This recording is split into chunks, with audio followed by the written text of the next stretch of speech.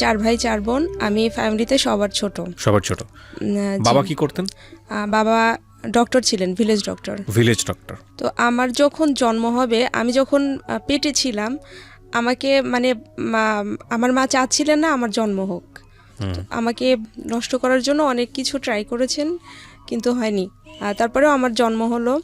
তো আমি বড় হওয়ার পরে যেটা শুনলাম, মা প্রায়ই আমাকে বলতেন যে তোর জন্মের সময় তোকে চেয়েছিলাম মেরে ফেলবো, তুই যখন তোর জন্ম হয়নি তখনও ট্রাই করতাম, তারপরে জন্মের পরেও ভাবতাম যে অনেক তার জানা একটা কাহিনী আছে যে কার যেন অনেক বাচ্চা ছিল, তো লাস্টে যে বাচ্চাটা হয়েছে ওটাও মেয়ে। তো মেয়ে হওয়ার পরে ওনাকে ওই বাচ্চাটাকে বারবার গোসল করতে করতে তখনই মেরে ফেলেছিল। তো মা আমাকে প্রায় এই কথাটা বলতেন যে আমি এটাও ভেবেছিলাম যে তোর জন্মের পর আমি এরকম করে তোকে মেরে ফেলবো। তো ছোটবেলা থেকে আমি খুব অবহেলা নিয়ে বড় হয়েছি ফ্যামিলিতে। কেন অবহেলা নিয়ে বড় হয়েছে? অনাকাঙ্ক্ষিত ছিলাম এজন্য। দাঁড়ান, আমি যেটা বুঝতে যাচ্ছি যেটা হলো যে আপনি 2 ভাই 2 বোন, আপনারা? আমরা 4 ভাই 4 বোন। 8 ভাই বোনের সংসার। জি। এবং সবার ছোট হচ্ছে? সবার ছোট। অনাকাঙ্ক্ষিত ছিলেন যে কারণেই, আপনি সবার ছোট যেহেতু অনাকাঙ্ক্ষিত চাননি, আপনার মা চাইনি আপনি হন, যে কারণে আপনার প্রতি আচরণটা ভালো ছিল না। কিন্তু আমার বাবা নাকি আমাকে ভালোবাসতেন। তো আমি জন্মানোর পরে আমার বাবার ইনকাম নাকি বেড়ে যায় অনেক। বাবা যে পেশাতে ছিলেন ওটা ইনকামটা বেড়ে যায়, এবং ওই বছর নাকি আমাদের জমিতে অনেক ফসলও বেশি হতে থাকে। তা এজন্য আমার বাবা অনেক বেশি ভালোবাসতেন আমাকে। মায়ের চেয়ে কন্যা সন্তান রহমত এটা বলা হয়, এটা আমাদের ধর্মেই আছে। মায়ের চেয়ে আমার বাবার কাছে আমি বেশি আদর পেতাম, বাবা আমাকে বেশি ভালোবাসতেন। তারপর আমি ছোটবেলা থেকেই আমার হচ্ছে পা ব্যথা করে, হাত পা ব্যথা করে, টনসিল ফুলতো। তখন ওই যে বাবার যে ওষুধ ছিল ওই ব্যথার ওষুধটা মাঝে মাঝে খাইয়ে দিতেন। তখন একটু কম মনে হতো, আবার কয়েকদিন পরেই হাঁটতে পারতাম না, একটু বেশি হাঁটলেই পা ব্যথা করতো, তারপর হাঁটা ছাড়াও বেশি ব্যথা করতো, এরকম হাত পা ফুলে যেত, ঘন ঘন টনসিল ফুলতো। তো এটা নিয়ে অনেক দিন আমি অসুস্থ ছিলাম, অনেক দিন ভুগেছি এটাতে। তখনও জানতাম না যে এরকম কোনো অসুখ আছে। তারপর এমনি বাবার ওষুধ খাওয়াতেন আমাকে, তখন তো বাবা 94-এ মারা যান। তারপর আমাদের ওই পেশাটা মা দেখতেন, গ্রাম্য চিকিৎসক হিসেবে মা ছিলেন। তো মা আমাকে ওষুধ খাওয়াতেন।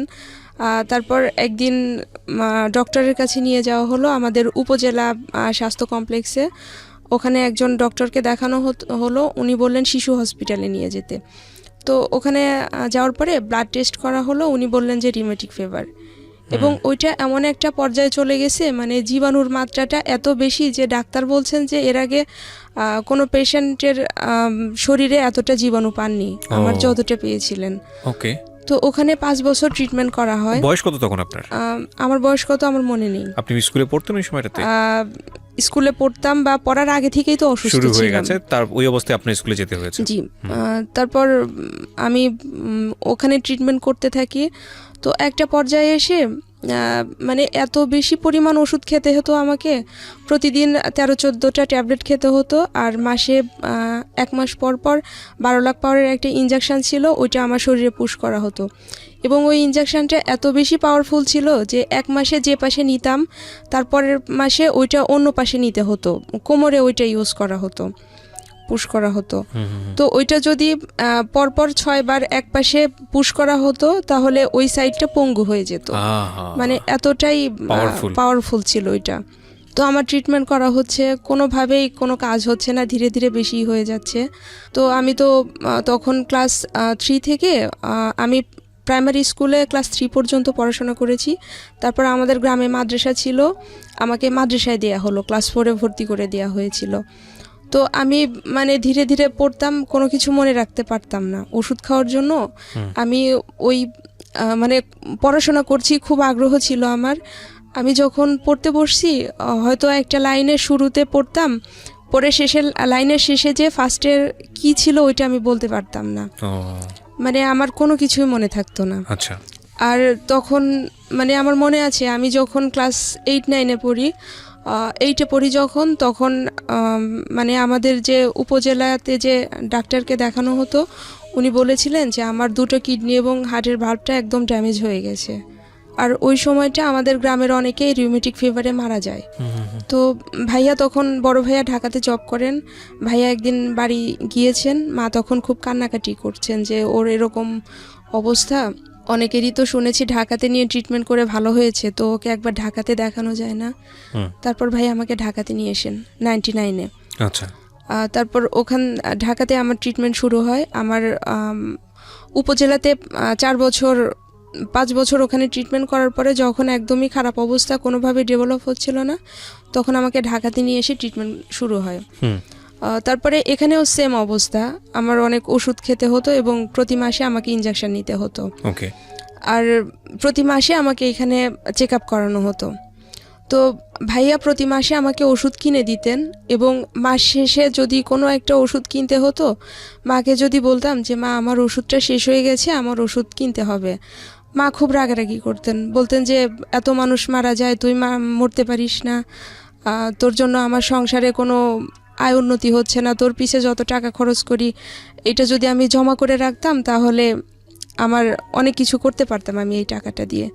উইথ ডিউ রেসপেক্ট, আমি এখানে একটা কথা বলি, মাদেরকে নিয়ে দুনিয়াতে আসলে কোনো আলোচনাই হয় না, সমালোচনাই হওয়া উচিত না। জি জি। এটা মারা যে খুব ইন্টেনশনালি করেন তাও না, তবে এটা ঠিক যে এটা ইম্প্যাক্ট ক্রিয়েট করে, কারণ ওই বাচ্চা কিন্তু ওই সময় বোঝার কথা না, মা হয়তো রাগে কষ্টে অন্যান্য চাপের কারণে এই ধরনের কথা বলেছেন, কিন্তু এটা ঠিক যে আমরা তো সবাই বড় হয়েছি, আমরা ওই বয়সটাকে যদি একটু বোঝার চেষ্টা করি যে মা আমাকে কেন এরকম ব্যবহার করবে, মা আমাকে কেন এই কথাটা করবে। ছোটবেলায় মার হাতে মার খায়নি এরকম বাচ্চা খুব কমই আছে। হ্যাঁ, কিন্তু ওই যে মার খেলে যে নিজের ভিতরে এক ধরনের খারাপ লাগাটা তৈরি হয়, বা এটা খুব এক্সট্রিম লেভেলে যে খুব বড় রকমের একটা ইম্প্যাক্ট তৈরি করতে পারে, এইটাও একটু মাদেরকে চিন্তা করতে হবে এবং প্যারেন্টাল সাইড থেকেও একটু চিন্তা করা উচিত। হ্যাঁ, কিছু কিছু বাচ্চা থাকে একবার বিয়ন্ড কন্ট্রোল, অনেক সময় দেখা যায় কিছু বলা যাচ্ছে না, তখন রাগে ক্ষোভে অনেক ধরনের বাজে কথা বলে ফেলে এবং যেটা হয়তো তার মনে একটা ইম্প্যাক্ট তৈরি করে। তবে এটা ঠিক যে আপনি যেটা বলছেন সেটা খুব দুঃখজনক। তবে আমি কেন জানি বলতে চাই যে আসলে মা তো মা হয়তো ওইটা মিন করে বলেননি। যাই হোক, বলেন তারপর। তবে আমার আপুকে আমার চেয়ে বেশি ভালোবাসতেন, এগুলো চোখে লাগে খুব। হ্যাঁ, মানে মা বলতেন যে আমার যে সন্তানরা আছে তাদের মধ্যে আমি আমার বড় ছেলেকে সবচেয়ে বেশি ভালোবাসি আর সেজো মেয়েকে সবচেয়ে বেশি ভালোবাসি। এনাদের দুজনকে নাকি মা আল্লাহর কাছ থেকে চেয়ে এনেছেন, এরকম বলতেন। তো আমি মানে ওই অসুস্থ থাকতাম, আর মানে ফ্যামিলিতে ছোট হলে ছোটরা সবসময় বেশি সাপোর্ট পায়, সবকিছু বেশি বেশি পায়, এটা আমি কখনোই পেতাম না।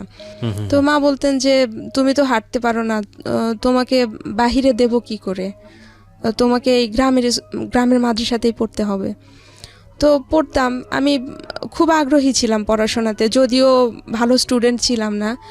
আমার স্কুলে যখন পড়তাম ওই 7, 8, 5 আমার বই ওইভাবে কিনে দেওয়া হতো না, আমাকে যে যতগুলো সাবজেক্ট আছে সবগুলো বই কিনে দিবে এইভাবে দিত না, মানে আমার প্রতি কারো কোনো আগ্রহ ছিল না। পরে আমাদের গ্রামে যে ফ্রেন্ডরা ছিল ওদের কাছ থেকে আমি বই নিয়ে পড়তাম এবং শর্ত ছিল যে পরীক্ষার দিন ওদেরকে দেখাতে হবে। ওদের কাছ থেকে বই নিয়ে পড়তাম। আমি পরীক্ষার সময় একটা ছিটে 3 জন করে বসা হতো, আমি মাঝখানে বসতাম আর 2 জন 2 পাশে বসতো, ওরা আমারটা দেখে দেখে লিখতো। আমি যখন এসএসসি পরীক্ষা দেই 2001 সালে 2টো সাবজেক্টে ফেল করি, আরবিতে এবং অঙ্কতে। ফেল করার পরে 2002 সালে আমি আবার 2টো সাবজেক্ট পরীক্ষা দেই। পরীক্ষা দেওয়ার পরে তখন আবার আমি অঙ্কে পাশ করি, আরবিতে ফেল করি। 2002 সাল থেকে একটা নিয়ম চালু ছিল যে কেউ এক সাবজেক্টে ফেল করলে কলেজে ভর্তির সুযোগ পাবে। তো আমাকে কলেজে ভর্তি করে দেয়া হয় যে ইয়ার লস দিব না, তুমি কলেজে ভর্তি হও। তো কলেজে ভর্তি হলাম, হওয়ার পরে 1 বছর ক্লাস করলাম। আমি আবার এসএসসি পরীক্ষা দিলাম, আমি আবারও একটা সাবজেক্টে ফেল করলাম। ফেল করার পরে আমার কলেজের ভর্তিটা বাতিল হয়ে গেল। মানে কয়বার ফেল করলেন পরপর? 3বার। 3বার ফেল করলেন? 3বার ফেল করলাম। মানে এমন যে ছিল যে আপনি পড়াশোনা করতেছেন কিন্তু আপনি মনে রাখতে পারতেছেন না? আমি মনে রাখতে পারছি না। আচ্ছা। আমি খুব পড়তাম, মানে সব সময় হয়তো বসে কোনো কাজ করছি, আমার পাশে বইটা খোলা আছে, আমি পড়ছি। মানে ও চেষ্টা করছে কিন্তু গিভ আপ করে নাই, ফেল করে যাচ্ছে কিন্তু সে আমি হাল ছাড়েনি। তারপর যখন আমার এসএসসি রেজাল্ট হতো আমি ফেল করতাম, মা খুব বকাঝকা করতেন যে তোর জন্য আমি সমাজে মুখ দেখাতে পারি না, তুই মরে যেতে পারিস না। মানে আমার ফ্যামিলিতে আমার কাজিন যারা ছিলেন ওনারা ওরা pass করে ভালো যেত। স্টুডেন্ট। প্রতি বছর এই এই এই বিশেষ সময়টা তাহলে ওর মনটা কেমন থাকতো? ও সারা বছর চেষ্টা করছে বা পারছে না। যাই হোক, তখন আমাদের প্যারেন্টাল জায়গাগুলো মানে ডেভেলপ করা উচিত। অনেক হ্যাঁ। সময় আমি সুইসাইড করার জন্য ট্রাই করেছি, কেন জানি হয়নি। তারপরেও পড়াশোনা চালিয়ে যেতাম। তো আমার ভাইয়া ভাবি দেশের বাইরে থাকতেন, ভাইয়া ভাবি মাকে চিঠি লিখতেন যে ও যে বেঁচে আছে এই তো অনেক কিছু, ওকে কখনো প্রেশার দিয়েন না, ও নিজের ইচ্ছা মতো যতটুকু পড়াশোনা করতে পারবে করবে। আবার রেজাল্টের সময় মা আবার রাগারাগি করতেন। তখন আমার সেজো কাকা ছিলেন, আমার কাকা মাকে খুব বোঝাতেন যে দেখেন ও যে আগ্রহ করে পড়াশোনা করে এই তো অনেক কিছু, ওর তো বেঁচে থাকারই কোনো কথা না। তো এইভাবে চলতে থাকে। তারপর 2003 সালে আমি এসএসসিতে আবার ফেল করার পরে মাকে বললাম যে আমি পড়াশোনা করব, তবে মাদ্রাসাতে পড়বো না, আমি মাদ্রাসার পড়াটা পারছি না, আরবিটা, তো আমি হাই স্কুলে ভর্তি হব। মা বললেন যে হাই স্কুল তো আবার দূরে, তোমাকে বাইরে যেতে হবে, তুমি তো হাঁটতে পারো না তখনও ঠিক মতো, মানে হাঁটলেই ব্যথা করে। তো তারপরে ওই সময় আমার এক রিলেটিভ একটা হাই স্কুলে জব করেন 2004 সালে। ওই সময় হচ্ছে আমাদের উপজেলাতে যে হাই স্কুল ছিল ওখানে ভর্তির ব্যাপারে আমার আপু কথা বলতে গিয়েছেন। তো ওই ভাইয়া আমাদের বাড়িতে এসেছেন, আসার পরে বলছেন যে আমার স্কুলে ক্লাস 9-এর রেজিস্ট্রেশন চলছে, তো আমার নামে একজন স্টুডেন্টের নাম ছিল, বলছেন যে ওই নামে আমি রেজিস্ট্রেশন করেছি, ওকে অন্য স্কুলে দেওয়ার দরকার নেই। তো আমি বললাম যে আপনার স্কুলটা তো বেশি দূরে, আমি ওইখানে যেতে পারবো না, আর আমি ওইখানে পড়বো না। ভাইয়া বললেন যে না, তোমার ক্লাস করতে হবে না, তুমি শুধু এসএসসি পরীক্ষাটা দিও। তো বললাম যে ঠিক আছে। তো তখন বই টই নিয়ে বাড়িতে পড়ি। তো আমি তো সারা জীবন মাদ্রাসায় পড়ে এসেছি, ক্লাস 4 থেকে এসএসসি পর্যন্ত। তো তখন মানে বুঝতে পারছিলাম না, অঙ্কটাও জটিল লাগে, ইংলিশটাও জটিল লাগে। 3 মাস কোচিং করলাম। কোচিং করার পরে আমি হাই স্কুল থেকে আবার পরীক্ষা দিই 2005-এ। ওখানে পরীক্ষা দিয়ে আমি আবার অঙ্কে ফেল করি। আচ্ছা। অঙ্কে ফেল করার পরে তারপর প্রাইভেট পড়তাম, মানে 4 বার ফেল হলো? 4 বার ফেল হলো। এসএসসি 4 বার? এসএসসি 4 বার। আমার গ্রামে একজন টিচার ছিলেন, প্রাইমারি স্কুলের টিচার, ওনার কাছে আমাদের ফ্যামিলি সবাই প্রাইভেট পড়তো। তো আমি স্যারের কাছে প্রাইভেট পড়তাম অঙ্ক। উনি আমাকে এমনভাবে অঙ্ক করাতেন, আমি কিছু না বুঝলেও ওই মুখস্থ করে ফেলতাম অঙ্ক করতে করতে। ওকে। তো এইভাবে আমি 2006 সালে এসএসসি পাশ করি। আপনি শেষমেশ পাশ করলেন? শেষমেশ 5 বারের বার গিয়ে না 6 বারের বার? 5 বারের বার। 5 বারের বার। আচ্ছা। 5 বারের বার আমি এসএসসি পাশ করি। তো এসএসসি পাশ করার পরে আমার কখনো মনে হয়নি যে একবার ফেল করে 2 বার ফেল করছি, লেখাপড়া বন্ধ করে দেই, 3 বার ফেল করেছি? না, আমার এটা মনে হতো না। সবাই যখন আমাকে নিয়ে হাসাহাসি করতো, গ্রামের অনেকেই বলতো যে ও জীবনে কোনোদিন পাশ করতে পারবে না, ও যদি কখনো পাশ করে আমার হাতের তালু দিয়ে গাছ বের হবে। একটা জিনিস মনে রাখবেন, এই মেয়েটা যে চেষ্টাটা করছে, এই চেষ্টাটা কারণে সে 5 বার পর্যন্ত যেতে পেরেছে। এটাকে যেন আমরা বড় করে দেখি, 1। আর 2 নম্বর হচ্ছে যে ও যে উইকনেস ফেলটা করছে, এই ফেলটার কারণটা হচ্ছে হলো ওর ছোটোবেলায় যে বিশাল রকমের একটা অসুখ হয়েছিল, সেই অসুখটা, এবং যার কারণে ওর মেমোরিটা লাস্ট করে না। মানে পড়ছে কিন্তু পড়তে গেলেও সারাদিন পড়ছে কিন্তু মনে রাখতে পারে না। ও যেটা বলছিল একটু আগে, যে একটা বাক্য পড়ে শেষ মাথায় আসতে আসতে বাক্যের প্রথমে কী আছে সেটা আমি মনে রাখতে পারি না। যাই হোক, সেখানে আসলে কারোরই কোনো কন্ট্রিবিউশন ছিল না, নট ইভেন ফ্যামিলি। ও নিজের চেষ্টায় 5 বারের বার গিয়ে ও পাশ করেছে। তারপর আমার ভাবি বললেন যে তুমি এবার এসএসসি পাশ করলে তুমি কি পড়বা? মার ইচ্ছা ছিল ডিপ্লোমাতে ভর্তি করবে। আমি বললাম যে মা, আমার তো সাহিত্য নিয়ে অনার্স করার ইচ্ছে, আমি যদি ডিপ্লোমা পড়ি আমি অনার্স করতে পারবো না। আমি কলেজে ভর্তি হই। ওই ফার্স্টে ফেল করার পরে যে কলেজে ভর্তি হয়ে আমি কলেজ থেকে বের হয়ে আসি, আমি এসএসসি পাশ করার পরে ওই কলেজে আবার ভর্তি হই। ভর্তি হওয়ার পরে ওই কলেজে পড়াশোনা করতাম। আগে যে স্যাররা ছিলেন 2002 সালে 2006 সালে ওই স্যাররা আছেন। তো অনেকেই তাকিয়ে থাকেন, আমার তো আগের কাহিনীটা অনেক স্যারই জানেন। তো ওই কলেজে একজন ইংলিশ টিচার ছিলেন, উনি ভীষণ ভালোবাসতেন আমাকে এবং অনেক উৎসাহ দিতেন সব কিছুতেই। উনি চাইতেন আমি ভালো কিছু করি। আর আমি ছোটবেলা থেকেই লেখালেখি করতাম, কবিতা লিখতাম। আর আমি যতবার রেজাল্ট খারাপ করেছি, এসএসসিতে ফেল করেছি, দেখা যেত তখনই আমি একটা না একটা কবিতা লিখতাম যে আমি ফেল করেছি, আমাকে হার মানা যাবে না, আমি যেন আরো ভালো কিছু করতে পারি, এটা নিয়ে আমি কবিতা লিখতাম। তো আমি যখন 2008 সালে এইচএসসি পাশ করি, আমি অ্যাডমিশন দেই অনার্সে ভর্তির জন্য। তো তারপর আমি যখন ফার্স্ট অ্যাডমিশন দেই, তখন আমি অনার্সে চান্স পেয়ে যাই, কিন্তু আমার ফ্যামিলি থেকে আমাকে ভর্তি করে না, আমাকে বাহিরে রাখবে না, আমাকে অনার্সে পড়াবে না। তো তারপর ডিগ্রিতে এনে ভর্তি করে দেয়া হয় আমাদের উপজেলাতে যে কলেজ আছে ওখানে। তো আমি আমার যে কলেজে যে ইংলিশ স্যার ছিলেন উনি এটা নিয়ে খুব মন খারাপ করেন যে তুমি চান্স পেলে তোমার ফ্যামিলি কেমন, তোমাকে ভর্তি করলো না। তো আপু পছন্দ করে বিয়ে করেছিলেন। তো আমি যদি বাহিরে থাকি, আমি যদি এরকম কিছু করি, এজন্য ওর সব চাপটা আমার উপর আসতো। আর আমি ছোটবেলা থেকে খুব চঞ্চল ছিলাম, আমার অনেক ছেলে বন্ধু ছিল, ছেলেদের সঙ্গে আমার বড় হওয়া, ওদের সঙ্গেই খেলা, রাস্তায় যে ফুটবল খেলতাম, এই অবস্থা। তো তারপর আমাকে ডিগ্রিতে ভর্তি করে দেয়। ভর্তি করার পরে আমাদের তখন ডিগ্রি ফার্স্ট ইয়ারে ইংলিশ ছিল, আমি তখন ইংলিশ প্রাইভেট পড়তাম। তো ওইখানে কয়েক মাস প্রাইভেট পড়ার পরে 1 মাস আমি প্রাইভেট না পড়ে 300 টাকা চুরি করি ওখান থেকে। বাসায় বলেছি প্রাইভেট পড়েছি, কিন্তু আমি না পড়ে ওই টাকাটা চুরি করি। ওইটা দিয়ে আমি আবার রিঅ্যাডমিশনের জন্য ফর্ম ফিল আপ করি। ফর্ম ফিল আপ করে আমি চুরি করে পরীক্ষা দিই। পরীক্ষা দিয়ে ওইখানে আবার আমি চান্স পেয়ে যাই। চান্স পাওয়ার পরে বাসায় যেয়ে বলি, সবাইকে বলি যে আমি আবার চান্স পেয়েছি। তো মা বলছেন যে তুই চান্স পেয়ে সবাইকে বলছিস, তোকে যদি আমি ভর্তি না করি, তোকে টাকা না দিলে তুই টাকা পাবি কোথায়? ও তখন আমি ভাইবা দিয়ে এসেছি ওই কলেজে। ভাইবা দিয়ে আসার পরে মাঝখানে একদিন সময় ছিল ভর্তির, 2900 টাকা লাগবে। মাকে এসে বললাম, মা কিছুতেই আমাকে ভর্তি করবে না, টাকাও দিবে না। তখন আমাদের ফ্যামিলিটা অনেক সচ্ছল, আমাদের কোনো অভাব অনটন ছিল না, ভাইয়ারা সবাই এস্টাবলিশড, ছোট আপুর বিয়ে হয়ে গেছে, তখন আমি শুধু একা আছি ফ্যামিলিতে। তো মা আমাকে টাকা দেবেন না। তারপর আমার কাছে একটা কানের দুল ছিল স্বর্ণের, আমি কিছুদিন আগে ওইটা বানিয়েছি, ওইটা তখন হয় 2300 টাকা। কিন্তু আমি বিক্রি করতে গিয়ে দেখি ওইটার দাম একজন বলে 1100, একজন বলে 1300। আমি কোনোভাবেই টাকা ম্যানেজ করতে পারছি না। তো আমার ইন্টার লাইফের ফ্রেন্ড ছিল শিশির, তো ওকে বললাম যে দোস্ত, আমি তো টাকা পাচ্ছি না, কি করি, আমি তো এবারও ভর্তি হতে পারবো না। আমার ফ্রেন্ড রাস্তায় যে মানুষের কাছ থেকে টাকা তোলে আমাকে ভর্তি করার জন্য, 2900 টাকার বোধহয় 200 না 300 টাকা কম ছিল এই ফর্ম অনার্সে ভর্তি করার জন্য। এটা আপনার ফ্যামিলির সামর্থ্য ছিল না? না, আমার ফ্যামিলি আমাকে ভর্তি করবে না। ওই যে আমার আপু সামর্থ্য ছিল কিন্তু আপনাকে দেবে না। তারপর ও আমাকে ফোন করে যে দোস্ত 200-300 টাকা কম আছে, কি করবি?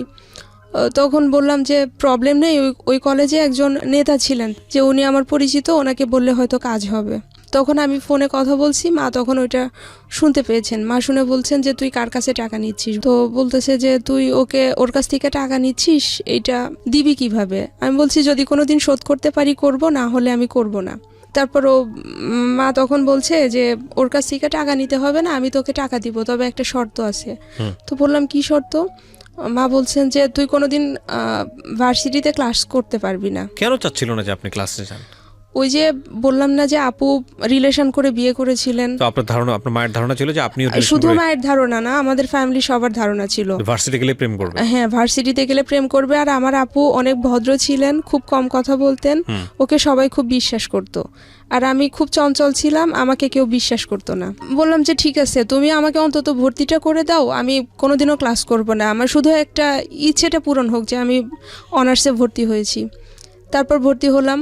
ভর্তি হওয়ার পরে এখন কলেজে যাব, কলেজে যেতে দেবে না, যে সপ্তাহে একদিন যাই, একদিনে 100 টাকা দিত, যে ঠিক আছে তুমি যাও। সকালে আমাদের বাড়ি থেকে আমাদের উপজেলাতে যেতে 1 ঘন্টা সোয়া ঘন্টা সময় লাগতো, এবং ওখান থেকে একটা বাস যেত আমাদের জেলা শহরে, ওইটা সকাল 7:10-এ, এবং ওই সকাল 7:10-এর বাসটা ধরার জন্য আমার বাড়ি থেকে আমাকে ভোর 4:45-টায় বের হতে হতো। তো আমি রাত্রে 3:30টার দিকে উঠতাম। আমার সেজ ভাবি ছিলেন, ওনার অবদানটা আমি কোনোদিনও শেষ করতে পারবো না। আমার প্রতি ওনার যে অবদান, আমি ওনার কাছে চিরঋণী। তো ভাবি ওই 3:30টায় উঠে আমার জন্য রান্না করতেন, রুটি বানাতেন, সবকিছু করে দিতেন। তো আমি তখন ওই ভোর 4:45-টায় বাড়ি থেকে বের হতাম, ক্লাসে যেতাম। 2-1 মিনিট লেট হলে স্যার ক্লাসে ঢুকতে দিতেন না। আচ্ছা। তো স্যারকে একদিন বললাম, স্যার আমি তো দূর থেকে আসি, আমাকে যদি ক্লাসে না ঢুকতে দেন আমার প্রবলেম হয়ে যাবে। তো এরপর ক্লাসে গেলে স্যার ঢুকতে দিতেন। আচ্ছা। তো অনার্স ফার্স্ট ইয়ার যখন ফাইনাল এক্সাম, মাকে বললাম যে আসলে এইভাবে তো সম্ভব হচ্ছে না, সপ্তাহে একদিন ক্লাস করে আমি তো রেজাল্ট খারাপ করব, তো আমাকে ওখানে থাকতে দিতে হবে। তো ভাইয়াদের সাথে কথা বললেন, মানে শর্ত একটাই ছিল, ফাইনাল এক্সাম শেষ হলে চলে আসতে হবে। 3 মাসের জন্য আমি ওখানে একটা বাসায় যেয়ে উঠি। ওঠার পরে ওখানে 3 মাসের জন্য উঠি। আমার বেড টেড কোনো কিছু কিনতে দিবে না বাসা থেকে, শুধু একটা তোষক নিয়ে যাই, তোষক বালিশ টালিশ এগুলো। তারপর মাসে আমাকে 1500 টাকা দিত, ওইটা দিয়ে চলাটা খুব টাফ হয়ে যেত। তারপরেও থাকতাম, দেখা যেত যে একদিন ডাল রান্না করলে ডালটা যদি বেশি টেস্ট হতো ওইটা তাড়াতাড়ি শেষ হবে, আমি ওইটার মধ্যে পানি ঢেলে দিতাম। তারপর অনেক সময় আমার বাজার করার টাকা থাকতো না, 1 দিন 2 দিন না খেয়ে থাকতাম। মানে রুমমেটরা ভালো ছিল, পাশের রুমে যারা ছিল তারাও ভালো ছিল, ওরা যখন বুঝতে পারতো আমাকে খেতে দিত। আর ফ্লোরিং করে থাকবো, ওরা ফ্লোরিং করতে দিত না, ওদের বেডে থাকতাম। এভাবে থাকতে থাকতে একদিন একজন বলেই ফেললো যে তোর তো কিছুই নেই, থাকিস আমার বেডে, টেবিল ইউজ করিস আন্টিরটা, তুই আসলে কি এরকম। তারপর মানে খাওয়া দাওয়ার জন্য অনেক সময় কথা শোনাতো যে তুই তো জীবনে কোনোদিন মাছ কিনিস না, সবসময় শুটকি খাস। তো এভাবে আমি অনার্স ফার্স্ট ইয়ার এক্সামটা কমপ্লিট করি। তখন বাসা থেকে বলে যে চলে আসো, আর ওখানে থাকতে হবে না। তারপরেও আমি জোর করে থাকি। তারপর আমি এক্সাম হলে বসে আছি, মানে খুব শক্ত করে সব কিছু ধরে আছি যেন কেউ বুঝতে না পারে। তো ওরকম থাকতে থাকতে খাতা দিয়েছে, আমি কোনো রকম নামটা লিখে সব কিছু ফিল আপ করেছি। তারপর আমার খিঁচুনি উঠে যায়, আমি আর নিজেকে কন্ট্রোল করতে পারি না, ওখানেই অসুস্থ হয়ে পড়ি। তারপর আমাকে ধরে নিয়ে বাহিরে নিয়ে অনেকক্ষণ মাথায় পানি টানি ঢালা হয়, ডাক্তার নিয়ে আসার পরে ডাক্তার ওষুধ দেয়, বোধহয় ইঞ্জেকশনও দিয়েছিলেন। পরে আমাকে বললেন যে বেডে এক্সামটা দাও। এমনিতেই ওই দিনের ওই সাবজেক্টটা অনেক হার্ড ছিল, তারপরে অসুস্থ, যদি বেডে দেই তাহলে তো আরও খারাপ হবে। পরে আমি 4 ঘন্টার মধ্যে 1.5 ঘন্টার বেশি লিখতেই পারিনি। তারপরে কোনোভাবে আমি এক্সামটা শেষ করি। এক্সাম শেষ করে যখন বের হই, ওই কলেজের ভাইস প্রিন্সিপাল স্যার ছিলেন। তো স্যার আমাকে ডেকে বলছেন যে তোমার মানসিক প্রবলেম কবে থেকে। আমি বললাম স্যার আমার তো মানসিক প্রবলেম নেই। স্যার বললেন যে আমি সবই জানি, এই প্রবলেমটা আমারও ছিল। তো উনি ঢাকা মেডিকেল কলেজের এক ডক্টরের অ্যাড্রেস দিলেন। উনি আমাকে বললেন যে কালকে এক্সাম নেই, তুমি ঢাকায় চলে যাও, ওনাকে দেখাও, তোমার যে অবস্থা তোমার আরও খারাপ কিছু হবে। তো আমি ঢাকাতে আসি, ওইখানে ডাক্তার দেখাই। দেখানোর পরে ধীরে ধীরে এতটাই বেশি হয়ে যায় যে আমি মানে রুমে থাকলে একা থাকতে পারতাম না। যখনই একা হতাম তখনই সুইসাইড করার ইচ্ছে করতো। তারপর আমি ওড়না পরতে পারতাম না, ওড়না দেখলেই মনে হতো যে আমি ওড়না নিয়ে ফাঁসি নেই। যখন আমার ওরকম খারাপ লাগতো, আমার রুমের যত কাপড় ওড়না জাতীয় যত কিছু আছে আমি নিয়ে পাশের রুমে রেখে আসতাম। ওয়াশরুমে যেতাম, ওয়াশরুমে যে একা থাকতাম ওই সময়টাও মনে হতো আমি ফাঁসি নেই। আচ্ছা, এই ফাঁসি নেয়ার মোমেন্টটা আপনি ব্যাখ্যা করতে পারেন যে কি মনে হতো, যে ফাঁসি নিলেই আরাম, এরকম কোনো কিছু? হ্যাঁ, মনে হতো যে আমি ফাঁসি নিয়ে ঝুলে পড়ি, তাহলে আমার ভালো লাগবে, হয়তো আমি সব কিছু থেকে মুক্তি পাবো। জীবনের সবচাইতে ভয়াবহতম, মানে এরপরে আর অনুভূতি হয় না। যাদের জীবনে এই ঘটনাগুলো ঘটে গেছে তারা বুঝতে পারবে। একটা কথা আছে না যে সাপের বেদনা সেই বুঝতে পারে, সাপের দংশন যে করেছে, তাছাড়া আসলে বুঝতে পারে না। একটা মানুষ যখন মৃত্যুকে সবচাইতে সেফ মনে করে, একটা মানুষ যখন মনে করে মৃত্যু মানে শান্তি, তার মানে দুনিয়ার সবচাইতে এক্সট্রিম পেইন তার মধ্যে আছে। নইলে কে তার জীবনকে ভালোবাসে না বলেন? সবাই তো তার জীবনটাকে ভালোবাসে। মানে জীবনকে মানুষ যে কত বেশি ভালোবাসে সেটা যখন মানুষ বাঁচতে পারে না এরকম একটা সিচুয়েশনে পড়ে যায় তখন বোঝা যায়। আধা ঘন্টা বেশি বেঁচে থাকবে, এর জন্য যদি একটা মানুষকে খুন করতে হয় সেটার জন্য সে রাজি হয়ে যায়। এই হচ্ছে বাঁচার তীব্রতা। তো ওই মানুষটা নিজের জীবনটাকে স্যাক্রিফাইস করতে চাচ্ছে, তার মানে তার লাইফটা কতটা পেইনফুল। এগুলো একটু ভাবার বিষয়, হ্যাঁ। কারণ আমরা আসলে সমস্যা কি, আমরা আসলে সবাই পাশের মানুষটাকে নিয়ে ভাবি না, এবং ভাবি না বলে আমাদের জীবনটা অনেক বেশি জটিল। জীবনের সহজ কিছু সূত্রের মধ্যে একটা সূত্র হচ্ছে আশেপাশের মানুষজনকে নিয়ে ভাবা। আপনি যদি আশেপাশের মানুষজনকে নিয়ে ভাবেন, তাহলে আপনার যখন দুঃসময় আসবে তখন ওই মানুষগুলো আপনাকে নিয়ে ভাববে। আর না ভাবলেও আপনি তো হিউম্যান বিং, তাই না? তো আপনারও তো একটা মেন্টাল স্যাটিসফ্যাকশনের জায়গা আছে, যে দুনিয়াটা তো আসলে এরকম না যে আসলাম, খেলাম, নিজে নিজে ভোগ করলাম, মরে গেলাম, শেষ। It is not life. এই কারণেই বলছি যে এই ফিলটা খুব জরুরি। কারণ আজকে আপনি যে অবস্থায় আছেন, যদি সেটা ভালো অবস্থা ধরে নেই, কালকে যে আপনি একটা ডিজাস্টার মোমেন্টে থাকবেন না, এই গ্যারান্টি আপনাকে কে দিচ্ছে? এনার চাইতে হয়তো ভয়াবহ অবস্থা থাকতে পারেন। ফিলিংসটা আসলে খুবই জরুরি। বলেন, তারপর কি হলো? তো তারপর আমি ওই 2টো এক্সাম খুব কষ্ট করে শেষ করলাম। আমি জানি যে যেদিন এক্সাম হলে অসুস্থ হয়েছিলাম ওটা আমি ফেল করব। আমি আশাই মানে পাশ করব যে এরকম আশা আমার ছিল না। ঢাকাতে যখন ডাক্তার দেখাতাম, ওনা আমাকে থেরাপি নিতে বলতেন, সাইকোথেরাপি।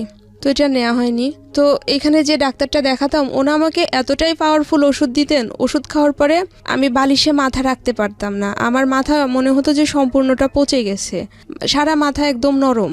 তারপর আমার মুখ টুক ফুলে ঠোঁটটা আমার এত দূর পর্যন্ত নেমে এসেছিল, কান ফুলে অনেক বড় হয়ে গিয়েছিল। তো আমি 15 দিন আমাকে ওষুধ দিয়েছিল, 15 দিন ওষুধ খাওয়ার পরে আমার মানে চুলগুলো অনেক বড় আর সুন্দর ছিল।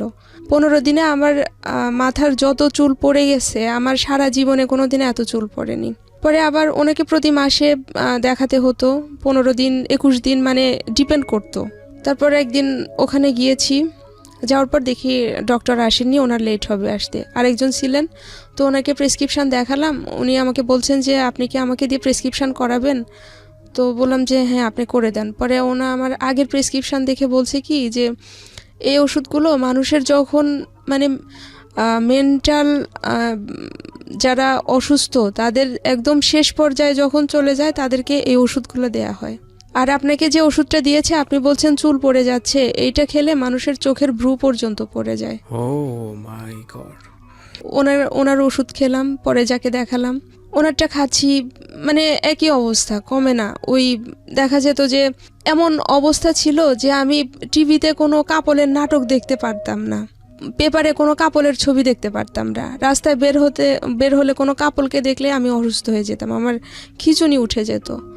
তারপর হয়তো রাস্তা দিয়ে যাচ্ছি, কোনো বিয়ের গাড়ি যাচ্ছে বা কোনো বউ সাজে কেউ যাচ্ছে, তাকে দেখলে অসুস্থ হয়ে যেতাম।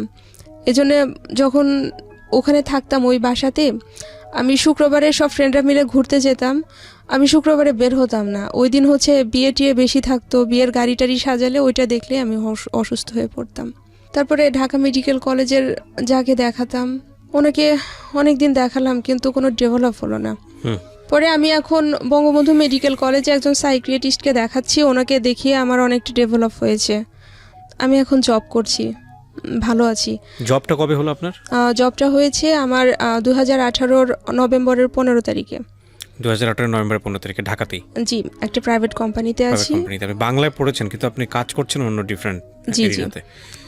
তো নিজেই আর্ন করছেন, নিজেই নিজের সংসার চালাচ্ছেন, নিজের যে সংসার বলতে পারেন ব্যাচেলর লাইফ। জি জি। বিয়ে শাদী হয়নি এখন পর্যন্ত? জি না। আপনার গল্পটা আপনি কেন বললেন রেডিওতে? আসলে আমি বললাম এই জন্য যে একজন মানুষ চাইলে অনেক কিছু করতে পারে, তার আত্মবিশ্বাস এবং তার পরিশ্রম থাকতে হবে। যে আমি কিন্তু হার মানিনি, আমি এসএসসিতে 4 বার ফেল করে 5 বারের বার এসএসসি পাশ করেছি, আমি অনার্স করেছি, মাস্টার্স করেছি, এবং যখন অনার্স ফাইনাল পরীক্ষা দেয় তখন আমি মানসিকভাবে অসুস্থ ছিলাম, ভয়ঙ্কর অসুস্থ। মাস্টার্সে যেও আমার সেম অবস্থা, আমি অনেকবার সুইসাইড অ্যাটেম্প্ট করতে গিয়েছি, আমি সহ্য করতে পারতাম না। তারপরে আমি কিন্তু হার মানিনি। আমিও চাই যে আসলে কেউ যেন হার না মানে, আমি রাইট। বলেন প্লিজ। এবং আল্লাহ যে সত্যি ধৈর্যশীল ব্যক্তিকে পুরস্কৃত করেন, আমার মনে হয় আমি তার চরম দৃষ্টান্ত। ডেফিনেটলি। আমি সবসময় আপনাদেরকে যে কথাটা বলি, the real heroes are always unknown in the world. এই ভদ্রমহিলার কথা কিংবা ভদ্রমহিলার মতো যারা আছেন আমাদের সমাজে, তাদের কথা ইতিহাস কখনো লিখবে না। নাটক, মঞ্চ, কিংবা আমি যদি বলি সিনেমায় কিংবা ইতিহাসের বইয়ের পাতায়, মোটা বইয়ের পাতায় যাদের নাম স্বর্ণাক্ষরে লেখা হয়, তারা অনেক হাই প্রোফাইলের মানুষ, আমাদের জায়গা থেকে অনেক হাই প্রোফাইলের মানুষ। কিন্তু আমরা যারা, প্রত্যেকটা মানুষ যারা দেখছেন, যে মানুষটা এখানে বসে আছেন ইনক্লুডিং মি, আমাদের প্রত্যেকের লাইফেই কিছু না কিছু স্ট্রাগল আছে, কিছু না কিছু ব্যাপার আছে যেগুলা কোনো অংশেই তাদের থেকে কম নয়। আপনি মোটিভেশন নিতে পারেন আমাদের দীপার কাছ থেকে, কারণ দীপা হওয়া যায় জীবনে, দীপা হওয়া খুব সহজ। কিন্তু আপনি যদি ফ্লোরেন্স নাইটিঙ্গেল হতে চান, কিংবা আপনি যদি আরও বড় কোনো ফিগার হতে চান, যেটা আপনার ইতিহাসের বই থেকে মোটা বই থেকে আপনি শিখেছেন, তাহলে জীবনটা অনেক দুর্বিষহ হতে যাবে, কারণ this is a very unique pace. কিন্তু এরকম দীপা সমাজে অনেক আছে, আপনি চাইলেই দীপা হতে পারেন। এরকম অনেক আছে আমাদের সমাজে, যাদেরকে আমি আমার জীবন গল্পে এনেছি, যারা নিজের জীবনটা যদি শুধু হাল ছেড়ে দিত তাহলে হয়তো পৃথিবী থেকে হারিয়ে যেত, কিন্তু হাল ছাড়েনি। এবং তাদের জায়গাটা থেকে স্বাবলম্বী জায়গায় আসাটা, এটা একটা ভয়ঙ্কর রকমের যুদ্ধ, এবং এই যুদ্ধ কোনো অংশেই বিশ্বযুদ্ধের চেয়ে কম নয় আমি মনে করি, কারণ নিজেকে উতরে যাওয়ার যুদ্ধ, এটা অনেক বড় যুদ্ধ। থ্যাংক ইউ, অনেক ভালো থাকেন আপনি। ধন্যবাদ তবে আপনাকে। এই মানুষগুলোর হাতেই অনেক বেশি ক্ষমতা আসা উচিত, আপনার মতো মানুষের হাতে, কিংবা এই মানুষগুলোর হাতেই অনেক অনেক বেশি টাকা আসা উচিত। কেন বলেছি জানেন? কারণ আপনি বুঝতে পারবেন যে আপনার মতো যে একজন ভিকটিম আছে তার কষ্টটা কি। প্রিয় শ্রোতা, আপনারা শুনছেন জীবন গল্প। আমি আর জি কিবরিয়া আপনার সঙ্গে রয়েছি। আমন্ত্রণ জানাচ্ছি জীবন গল্পের আরো একটি এপিসোডে। আমার সঙ্গে যিনি গেস্ট রয়েছে, চলুন তার সঙ্গে একটু পরিচিত হই। যে প্রথমে আপনার নাম এবং পরিচয়টা একটু বলুন। আমার নাম মোহাম্মদ সুলতান কবির। সুলতান কবির। জি। বয়স কত? বয়স 23 বছর। 23 বছর। জন্ম জেলা? জন্ম চুয়াডাঙ্গা জেলা, থানা জীবননগর, গ্রাম খয়ের হুদা। খয়ের হুদা। জি, খয়ের হুদা। সুলতান কবির, আমরা শুরু করি যেখান থেকে বলার, অ্যাজ ইউজুয়ালি যেটা হয় ছোটবেলা থেকে। বলুন আপনি।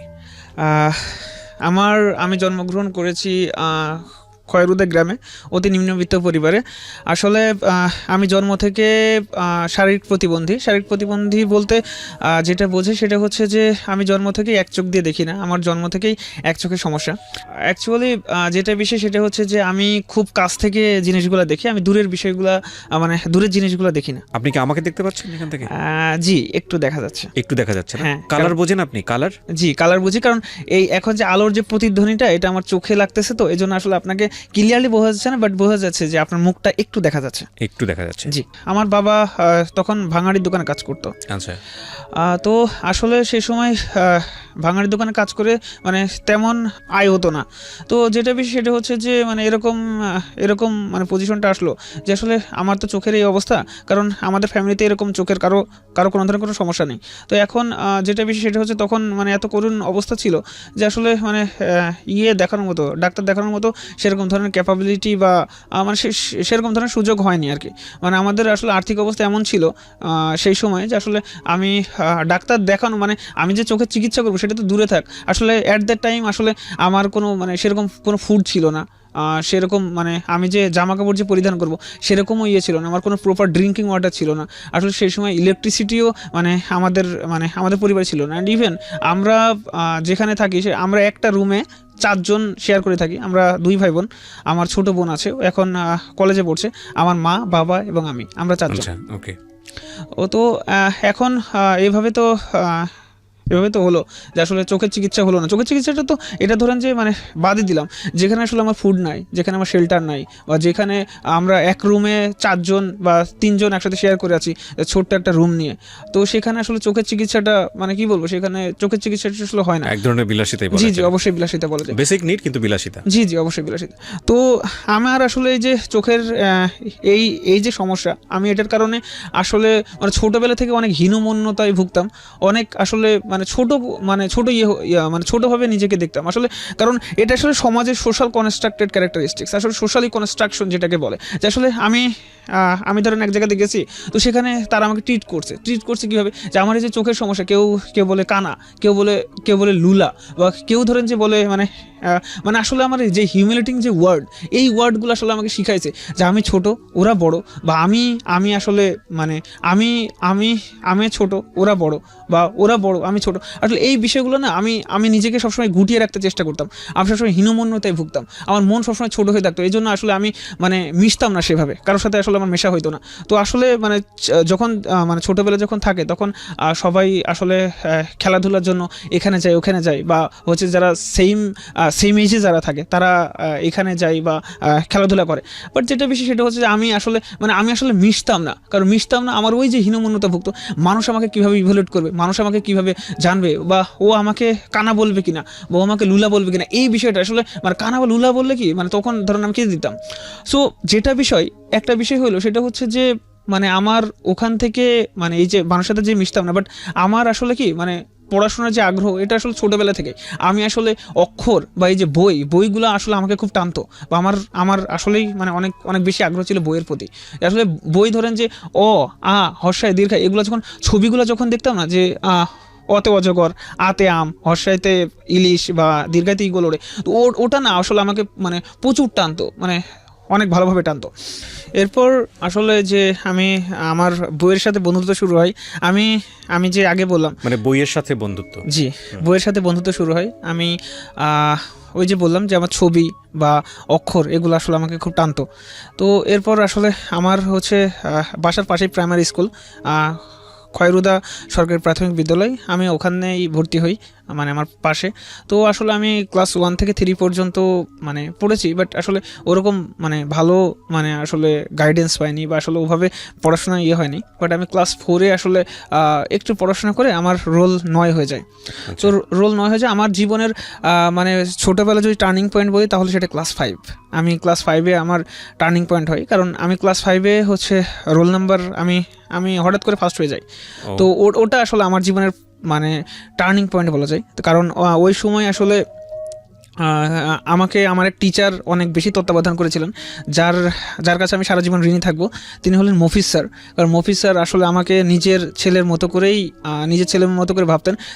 তিনি আমাকে 24টা ঘন্টা মানে রাত দিন বা মোস্ট অফ দ্য টাইম আমাকে অনেক ভালোভাবে গাইড করতেন। তো যেটা বিষয় সেটা হচ্ছে যে মানে সেই সময় হতো কি আসলে আমি ম্যাথ অনেক ভালো পারতাম। আসলে ম্যাথে আসলে আমার দক্ষতা ভালো ছিল। আমি ম্যাথ মানে এরকম হয়েছে যে আসলে টিচার আমাকে অঙ্ক করতে দিয়েছে, আমি আসলে মানে বই না দেখেই মানে ম্যাথটা করে ফেলছি, আসলে মুখে মুখে ম্যাথ করে দিতাম। তো টিচাররা আসলে আমাকে অনেক বেশি পছন্দ করতেন। একদিন কি হয়েছে যে আসলে আমি এভাবে ভালো করতেছি বা আমি এভাবে আগাচ্ছি, তো যেটা বিষয় যে সেকেন্ড বয় ছিল যে আসলে আমাকে মানে কোনোভাবেই আসলে দমানো যাচ্ছে না, সে মানে ফার্স্ট হতে পারছে না। তো কি করছে, একটা মজার ঘটনা আছে এখানে, সেটা হচ্ছে মডেল টেস্ট হইতো আমাদের সময়। তো মডেল টেস্টে আসলে মানে পরীক্ষা দিচ্ছি, তো 2.5 ঘন্টার পরীক্ষা আমাকে 2 ঘন্টায় হয়ে গেছে। তো আমি মানে সেখানে যে টিচাররা গার্ড দিচ্ছিলেন ওখানে আমি ম্যামকে বলছি যে ম্যাম আমার লেখাটা হয়ে গেছে। তো আমার বলতেছে যে তুমি তোমার ওই সিটে মানে হচ্ছে যে খাতাটা রেখে তুমি চলে যাও। তো আমি চলে আসলাম। আমার পাশে বসেছিল সেকেন্ড বয়। তো সে কি করেছিল, সে আসলে মানে আমি বারবার প্রথম হচ্ছি, সে ওই সুযোগটা কাজে লাগিয়ে সে হচ্ছে যে আমার খাতার 40 মার্কস কেটে দিয়েছিল।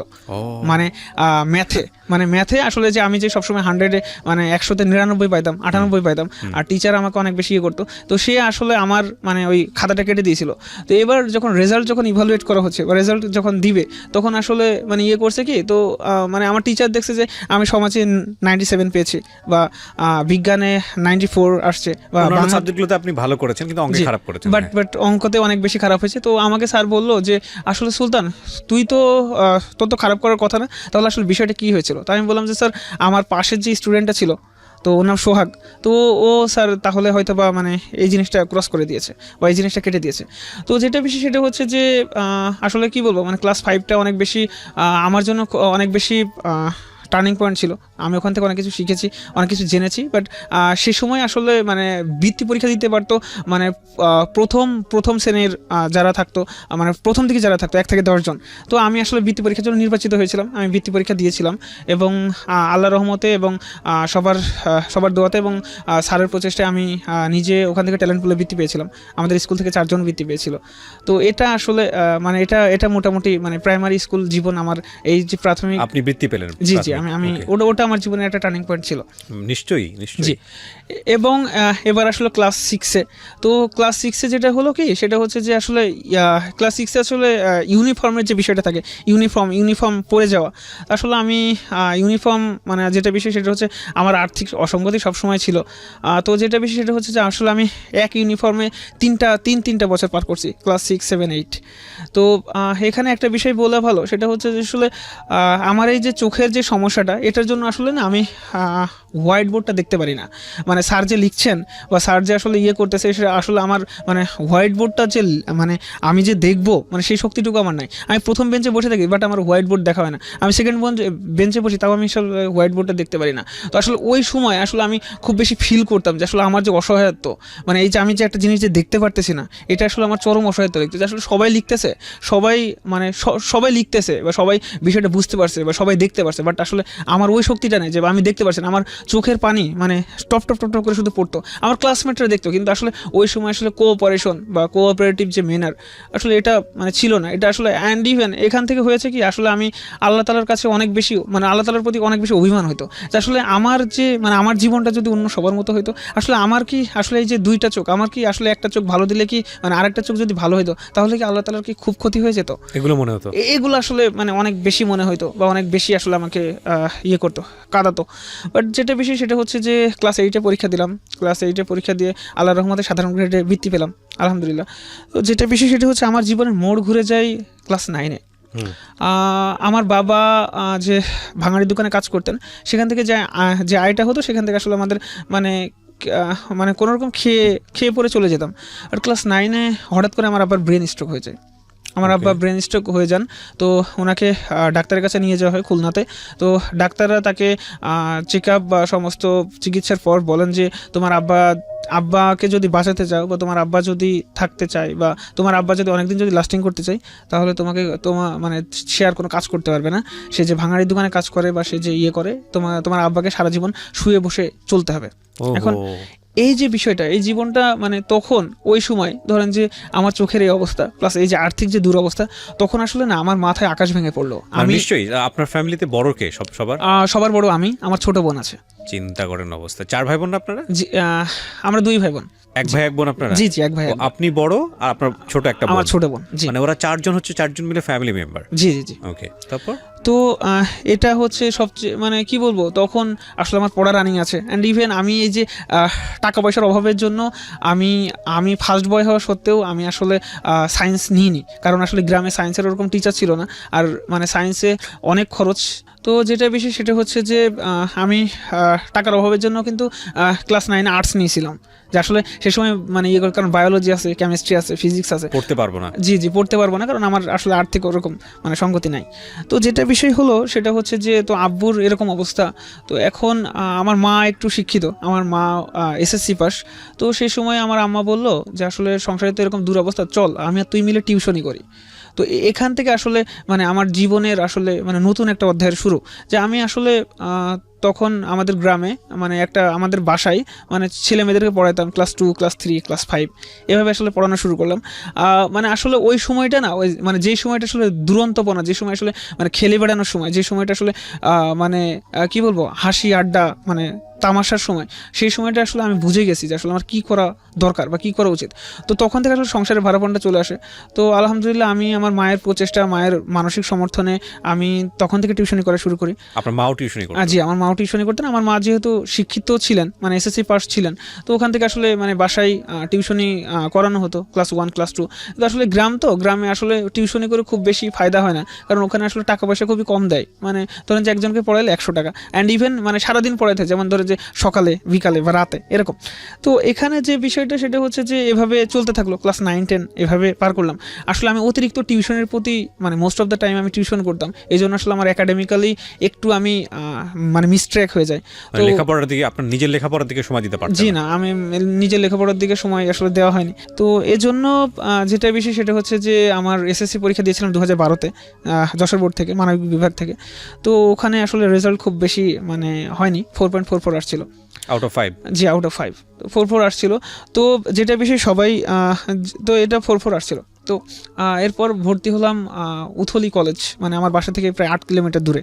আচ্ছা। তো উথলি কলেজে ভর্তি হলাম। ওই যে সংসারের যে একটা ভাড়াপন, এটা কিন্তু আমার মাথায় আছে। আমি কলেজে এজন্য আমি ক্লাস করতে পারতাম না, আমার কলেজের আসলে উপস্থিতির সংখ্যা খুবই কম ছিল। আমি আসলে মানে এদিকে ব্যস্ত ছিলাম যে আসলে আমার বাবাকে কীভাবে সাপোর্ট দিব, আমার ফ্যামিলিকে কীভাবে সাপোর্ট দিব, আমার সংসার কীভাবে চলবে, আমার ছোটো বোনটা পড়ছে, আমার ছোটো বোন আমার থেকে 6 বছরের ছোট, তো ও কীভাবে পড়বে। তো এই বিষয়টা আসলে সবসময় আমার মাথায় ঘুরঘুর করতো বা করতো। তো আসলে কলেজের একটা ইন্টারেস্টিং বিষয় আছে, কলেজে আমি ক্লাস করতাম না। তো অনেক দিন পর একদিন কলেজে গেছি। তো আমার ইংরেজি টিচার বলছে যে মানে অনেক দিন অ্যাবসেন্ট। তো সেদিন আসলে মানে বলছি যে স্যার মানে আমি অ্যাটেন্ডেন্স দিয়েছি। তো বললো যে আপনি তো অনেক দিন ক্লাস করেন না, কই থাকেন? বললাম স্যার বাসায়। তো স্যার মানে সেদিন অনেক অপমান করলেন, যে বললো যে সামনে একটা এক্সাম আছে, এক্সামটা দিয়েন। হ্যাঁ, তো যেটা বেশি সেটা হচ্ছে যে আসলে সেই সময় করলাম কি যে আসলে না, তাহলে এক্সামটা দিয়ে দেখি আসলে কি হয়। তো যেটা বেশি সেটা হচ্ছে যে এক্সাম দিয়েছিলাম, স্যারের ইংরেজি এক্সাম ছিল 80 মার্কসের। তো সেই সময় হলো কি স্যার সবার খাতা দিয়ে দিয়েছে। তো স্যার বললো যে আসলে এমন একজন ফার্স্ট হয়েছে বা এমন একজন আসলে মানে হায়েস্ট মার্ক পেয়েছে যে আসলে ক্লাস করে না বা তার কোনো অ্যাটেন্ডেন্স নাই বা সে সবসময় অ্যাবসেন্ট থাকে। সো সেই সময় স্যার যখন আমার নাম বলেন, আমি তো আসলে মানে অনেক বেশি হয়ে গেছি। তো স্যার আমাকে পুরস্কৃত করছিলেন বা স্যার আমাকে মানে অনেক বেশি সেদিন মোটিভেট করছিলেন। সো ওই দিন আসলে মানে ভেবেছিলাম যে আসলে না, আমার দিয়েও অনেক কিছু সম্ভব, আসলে আমিও অনেক কিছু করতে পারি। তো ফার্স্ট ইয়ারটা ক্লাস না করে এভাবেই চলছিল, কখনো প্রাইভেট পড়ার সামর্থ্য হয়নি। আসলে এই যে পরিবারের যে দুরবস্থা, প্লাস আমার এই যে চোখের কারণে আমি এখান থেকে ওখানে মুভ করতে খুব ভয় পাইতাম। আর আমার বাবা মা খুব বেশি ভয় পাইতো যে আসলে আমি যদি অ্যাক্সিডেন্ট করি বা আমি যদি আসলে মানে আসলে এই যে আমার যে চোখের দুরবস্থা, এটা আসলে অনেক বেশি অ্যাকিউট ছিল সে সময়। তো যেটা বিষয় সেটা হচ্ছে যে আমি ইন্টারমিডিয়েট ফার্স্ট ইয়ারটা এইভাবে পার করলাম, এবার সেকেন্ড ইয়ারে আসলাম। তো সেকেন্ড ইয়ারে আমার এক ফ্রেন্ড বললো যে চল আমি তোকে নিয়ে যাবো সাইকেলে করে, বা আমি তোর সাথে থাকবো, তুই চল প্রাইভেট পড়ি। তো ওর কথাই বা ওর ইয়েতে আসলে মানে প্রাইভেট পড়তে গেলাম শহরে। তো ওখান থেকে আসলে বুঝলাম যে আসলে কম্পিটিশনটা কী জিনিস, মানে ওখানে যারা পড়তো সবাই অনেক মেধাবী ছিল বা সবাই অনেক মেরিটোরিয়াস ছিল। তো ওখানে আসলে দেখলাম যে আসলে মানে কম্পিটিশনটা কী জিনিস বা কম্পিটিশন। তো ওখান থেকে আসলে পড়ার বিষয়টা একটু মাথায় ঢুকলো যে না, আমি টিউশনি করি, বাট এর পাশাপাশি একটু মানে পড়াশোনাটা সবচেয়ে মানে ভালো করে করি।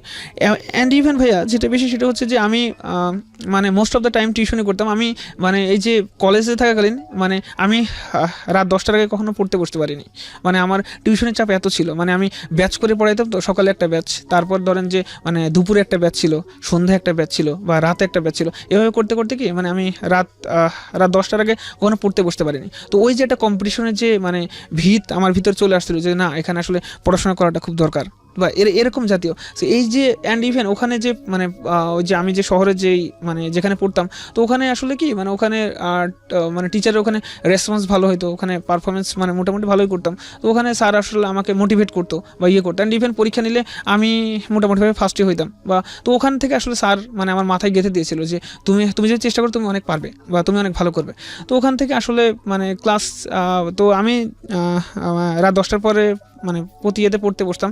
আসলে তখন কি মানে সারাদিন ক্লান্তির জীবনটা ছিল কি মানে ধরেন সকালে ঘুম থেকে ওঠা, আবার ধরেন যে টিউশন করানো, তারপর আবার খাওয়া দাওয়া করে আবার টিউশন করানো, তারপর বাবার ওষুধ কিনতে যাওয়া, তারপর মানে আবার নতুন ব্যাচ আসছে, আবার মানে নতুন কোনো ব্যাচকে আসলে টিউশন মানে করানো, তারপর আবার নিজে আবার প্রাইভেট পড়তে যাওয়া, তারপর আবার মানে রুমে আসা। তো এইভাবে আসলে আস্তে আস্তে না মানে যে সময়টা একটু খেলে ধুলে বন্ধু বান্ধবের সঙ্গে আড্ডা দিয়ে, জি কিংবা আমাদের টিনেজ বয়সে যেটা হয় কোনো একটা মেয়ের প্রেমে পড়া, মেয়ে হলে ছেলের প্রেমে পড়া, জি খুব ন্যাচারালি যেগুলো চলে আসে, সেগুলো আপনার জীবনে ছিল না।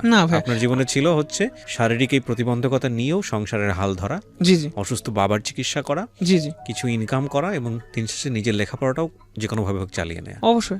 ইভেন ভাই যে আসলে আমি সবসময় একটা কথা বলি আপনাদেরকে, আমি সারা জীবন ধরেই বলেছি, সেটা হলো পৃথিবীতে আসলে আসল হিরো যারা তারা আননোন।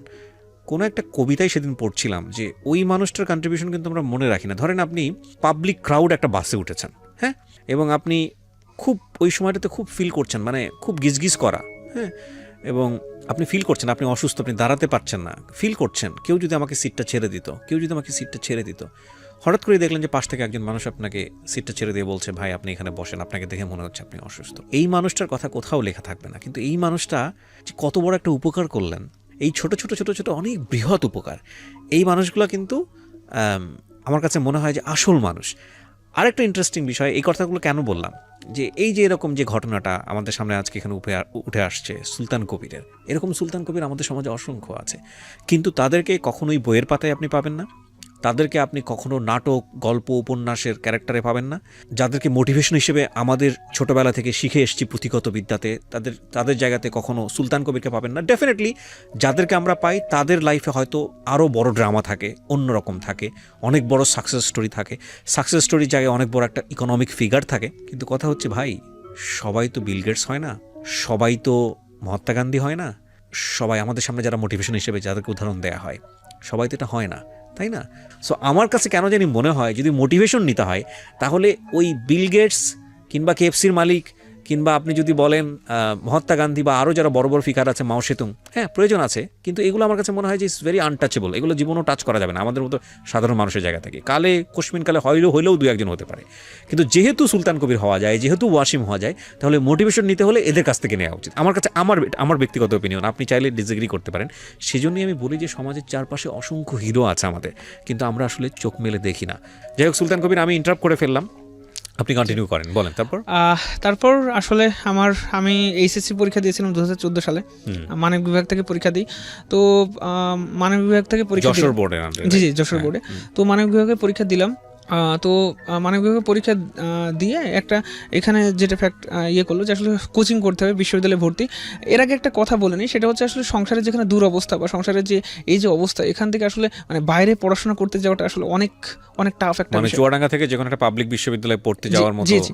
এন্ড ইভেন আমি ডিসিশন নিয়েছিলাম কি যে আমার বাবার যে দুরবস্থা বা তিনি যে বসে আছেন, তো আমি যেটা ডিসিশন নিয়েছিলাম কি সেটা হচ্ছে যে আমি মানে কোনো পাবলিক ইউনিভার্সিটিতে পরীক্ষা দিব না। এন্ড ইভেন তখন আমি জানতাম না যে ঢাবি কি, রাবি হবি কি, যাবি কি বা জবি কি। তো আমি ডিসিশন নিয়েছিলাম আমি ডিগ্রিতে ভর্তি হবো, আচ্ছা। ডিগ্রি পড়বো, বা আসলে মানে সংসারের যে অবস্থা, এই অবস্থার কথা, মানে আসলে নিজেকে গুটিয়ে নেওয়ার যে। কিন্তু মানে আমাদের গ্রামে একজন টিচার আছেন, উনি ইসলাম বিশ্ববিদ্যালয়ে পড়ান বাংলাতে। তো উনি আমাদের ভাই হন সম্পর্কে। তো উনি বলেছিল যে সুলতান, তুমি হচ্ছে যে আমি তোমার হচ্ছে ঝিনাইদহতে ব্যবস্থা করে দিচ্ছি, তুমি আসো এখানে পড়ো বা এখানে কোচিং করো, ওখান থেকে আসলে তুমি পাবলিক ইউনিভার্সিটিতে পড়ার স্বপ্ন দেখো। তো আমি আসলে সেই সময় আসলে আমার যে আর্থিক যে দুরবস্থা, তো ওই সময় আমাদের একটা গাভী ছিল, গরু ছিল। তো আমার বাবা কি করলো যে আসলে ওই গাভীটা বা গরুটা বেচে দিল, বেচে দিয়ে মানে কিছু টাকা হলো, কারণ হচ্ছে মানে বাইরে গিয়ে যে আমি যে পড়বো, তো আমাকে আসলে মানে আর্থিক এটা দিবে কে। তো ওখান থেকে আসলে আমি গেলাম। তো কোথায় গেলেন কোচিং করতে? ঝিনাইদহ, জি ইউসিসিতে কোচিং করতে গেলেন গরু বিক্রি করে? জি, গরু বিক্রি করে আমি চলে গেলাম। তো যেটা বিষয় সেটা হচ্ছে যে ওখানে গেলাম, তো ওখানে মানে কোচিং এর শুরু হলো, কোচিং এর পার্ট শুরু হলো। তো আসলে ওখানে গিয়ে কি আসলে মানে আমি যে মেসে থাকতাম ওখানে দেখতাম যে সবাই পাবলিক ইউনিভার্সিটিতে পড়াশোনা করে, কেউ ইসলাম বিশ্ববিদ্যালয়ে পড়ছে, বা তারা আমাকে আসলে অনেক বেশি মোটিভেট করতো যে সুলতান, তুমি হচ্ছে যে তুমি ভালো করে প্রিপারেশন নাও, এভাবে পড়ো, এভাবে পড়তে হয় বা এভাবে করতে হয়। তো আসলে ওখান থেকে না মানে নিজের ভিতরে আসলে একটা স্বপ্ন তৈরি হলো। তো ওই সময়টাতে ফ্যামিলি চলতো কিভাবে? ওই সময়টাতে আসলে যেটা বিশেষ ছিল কি সেটা হচ্ছে যে ওই যে মানে আমার মা তো টিউশনি করতেন, আমার মা যে টিউশনি করতে সামহাও ওখান থেকে আসলে মানে কোনোভাবে মানে খেয়ে পড়ে চলে যেতে হয়। ওর বাবা করতো ভাঙাড়ির দোকানে কাজ। আপনাদের প্রপার্টি বলতে কি ছিল? আমাদের প্রপার্টি বলতে ভাইয়া শুধু 10 কাঠা জমি আছে। 10 কাঠা জমি, এটার উপরে আপনাদের বাড়ি ঠাড়ি এরকম কিছু নাকি বাড়ির বাইরে না, 10 কাঠা? বাড়ির বাইরে কিছু, জি 10 কাঠা জমিগুলো ছিল, এখান থেকে চাষবাস হয়ে কিছু ফসল আসতো? জি, কিছু ফসল আসতো ভাই। 10 কাঠা জমি বলতে গেলে 22, 23, 25 শতকের মতো হবে আর কি। জি। ওকে, বলেন তারপর। তো তারপর হচ্ছে ওখানে করতে গেলাম, কোচিং করতে গেলাম। তো কোচিং করলাম, তো এর ভিতরে আসলে এইচএসসি রেজাল্টটা হয়ে গেল। এটা আসলে সবচেয়ে মোস্ট ইন্টারেস্টিং ফ্যাক্ট।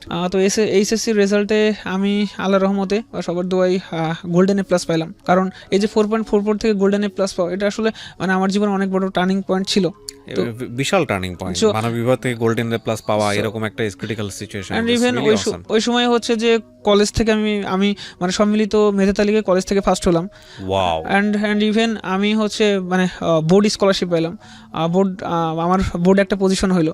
তো আসলে ওটা আমার জীবনের আসলে মোড়কে অনেক বেশি ঘুরিয়ে দিয়েছিল। ওটা আসলে আমার মানে জীবনের আসলে কি বলবো, ওটাই আসলে আমার জীবনের টার্নিং পয়েন্ট ছিল। ওখান থেকে আমি আসলে স্বপ্ন দেখতে শিখেছি যে আসলে প্রতিবন্ধকতা বা প্রতিবন্ধিতা আমরা যেটা দেখি আসলে এখান থেকে মুভ করা যায়, বা আসলে আর্থিক দুরবস্থা বা চোখের এইটা আসলে এটা মানে তেমন কোনো ফ্যাক্ট ক্রিয়েট করে না। দ্য থিং ইজ দ্যাট একটা মানুষকে ঘুরিয়ে দেওয়ার জন্য দুটো জিনিস ইম্পর্টেন্ট।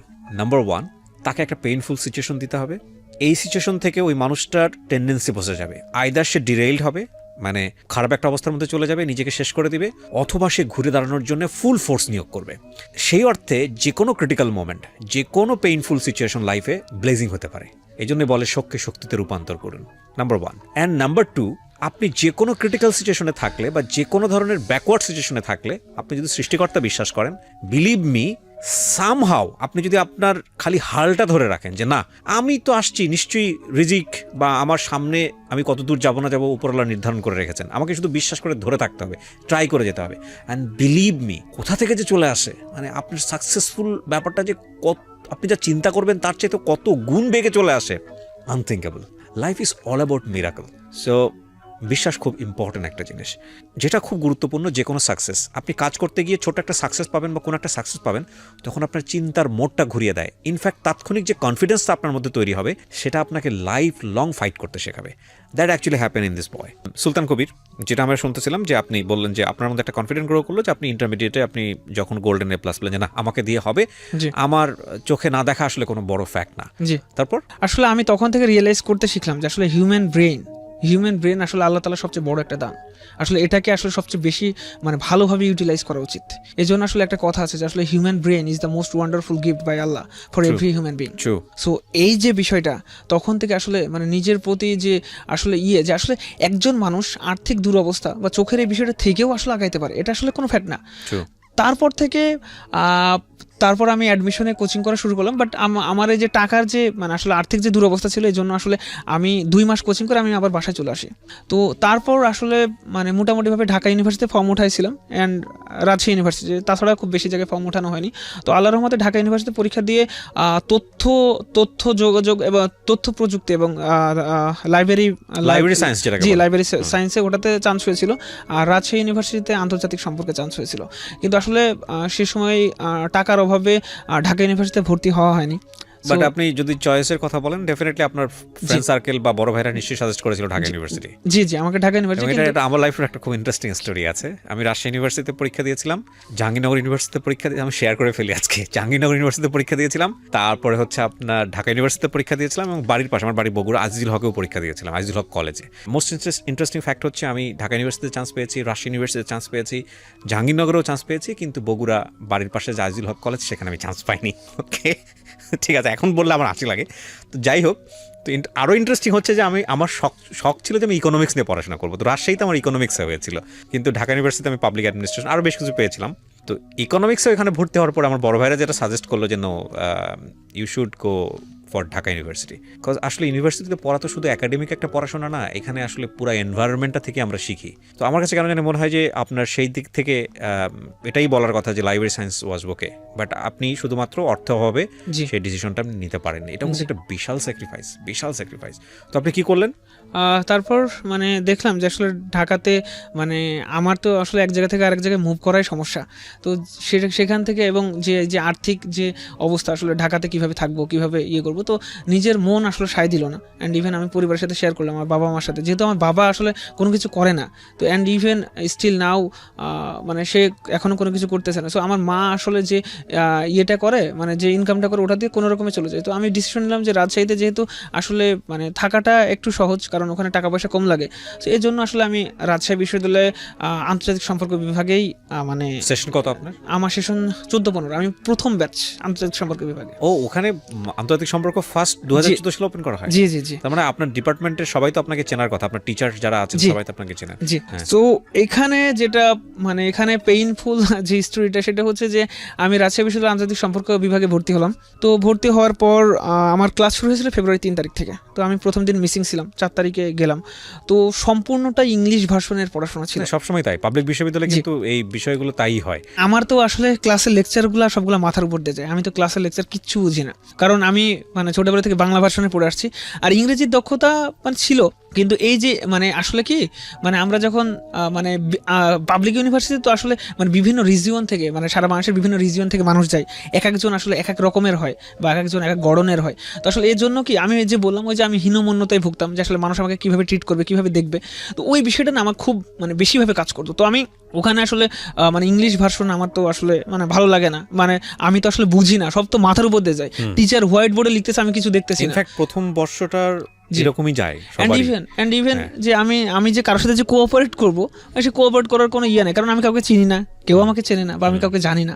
তো যেটা বিষয় আমি মানে ভয় পেয়ে বা মানে বড্ড বেশি ভয় পেয়ে আমার সবকিছু মানে আমি সবকিছু ছেড়ে দিয়ে আমি বাসায় চলে যাই, মানে সব বাদ, মানে পড়াশোনা করবো না। তো আমি আমার আম্মাকে গিয়ে বলতেছি যে আম্মা, আমি পড়াশোনা করবো না, তুমি আমাকে এখানে ডিগ্রি ভর্তি করে দাও, আমি আগে যেভাবে প্রাইভেট পড়াইতাম আমি ওইভাবে পড়াবো, আমি সংসারে এভাবে হাল ধরবো। তো আমার আব্বা বলতেছে, তোমাকে এত কষ্ট করে ভর্তি করাই দিলাম, এভাবে ঋণ নিয়ে তোমাকে হচ্ছে যে আসলে মানে ওখানে অ্যাডমিট করালাম, তুমি আসলে মানে তুমি এভাবে আসলে নিজে হেরে মানে চলে আসবা এভাবে। তারপর আমাকে আবার পাঠিয়ে দিল, আবার 2 দিন ক্লাস করলাম, আমার তো মাথার উপর দিয়ে আরও যায়, মানে ইংলিশ ভার্সন আমি কিছুই বুঝি না। তারপর আমি চলে গেলাম বাসায়, আবার চলে গেছি। ইভেন তখন যেটা বিষয় হয় কি, আমি চলে আসছি, তো ধরেন যে প্রতিবেশী বা আসলে যে সারাউন্ডিংস ম্যাটার্স বা এনভায়রনমেন্ট ম্যাটার্স, আমি যে এনভায়রনমেন্টের ভিতরে থাকতাম, তো আমার বলতেছে কি রে তুই সবসময় চলে আসিস কেন, তোর তো মানে তুই কি ইউনিভার্সিটি বন্ধ হয়ে গেছে না, তুই ইয়ে করতেছিস কেন। এই যে বিষয়টা, আমি মানে রাজশাহীতে যখন যাচ্ছি তখন আসলে এই যে আমার যে ক্লাসের ভয়, যে ক্লাস করলেই আসলে ইংলিশ ভার্সন পড়তে হবে, বা আবার এই যে বাসায় গেলে কি অন্যের কাছে জবাবদিহি করতে হবে, এটা না আসলে আমি নিতে পারতেছিলাম না।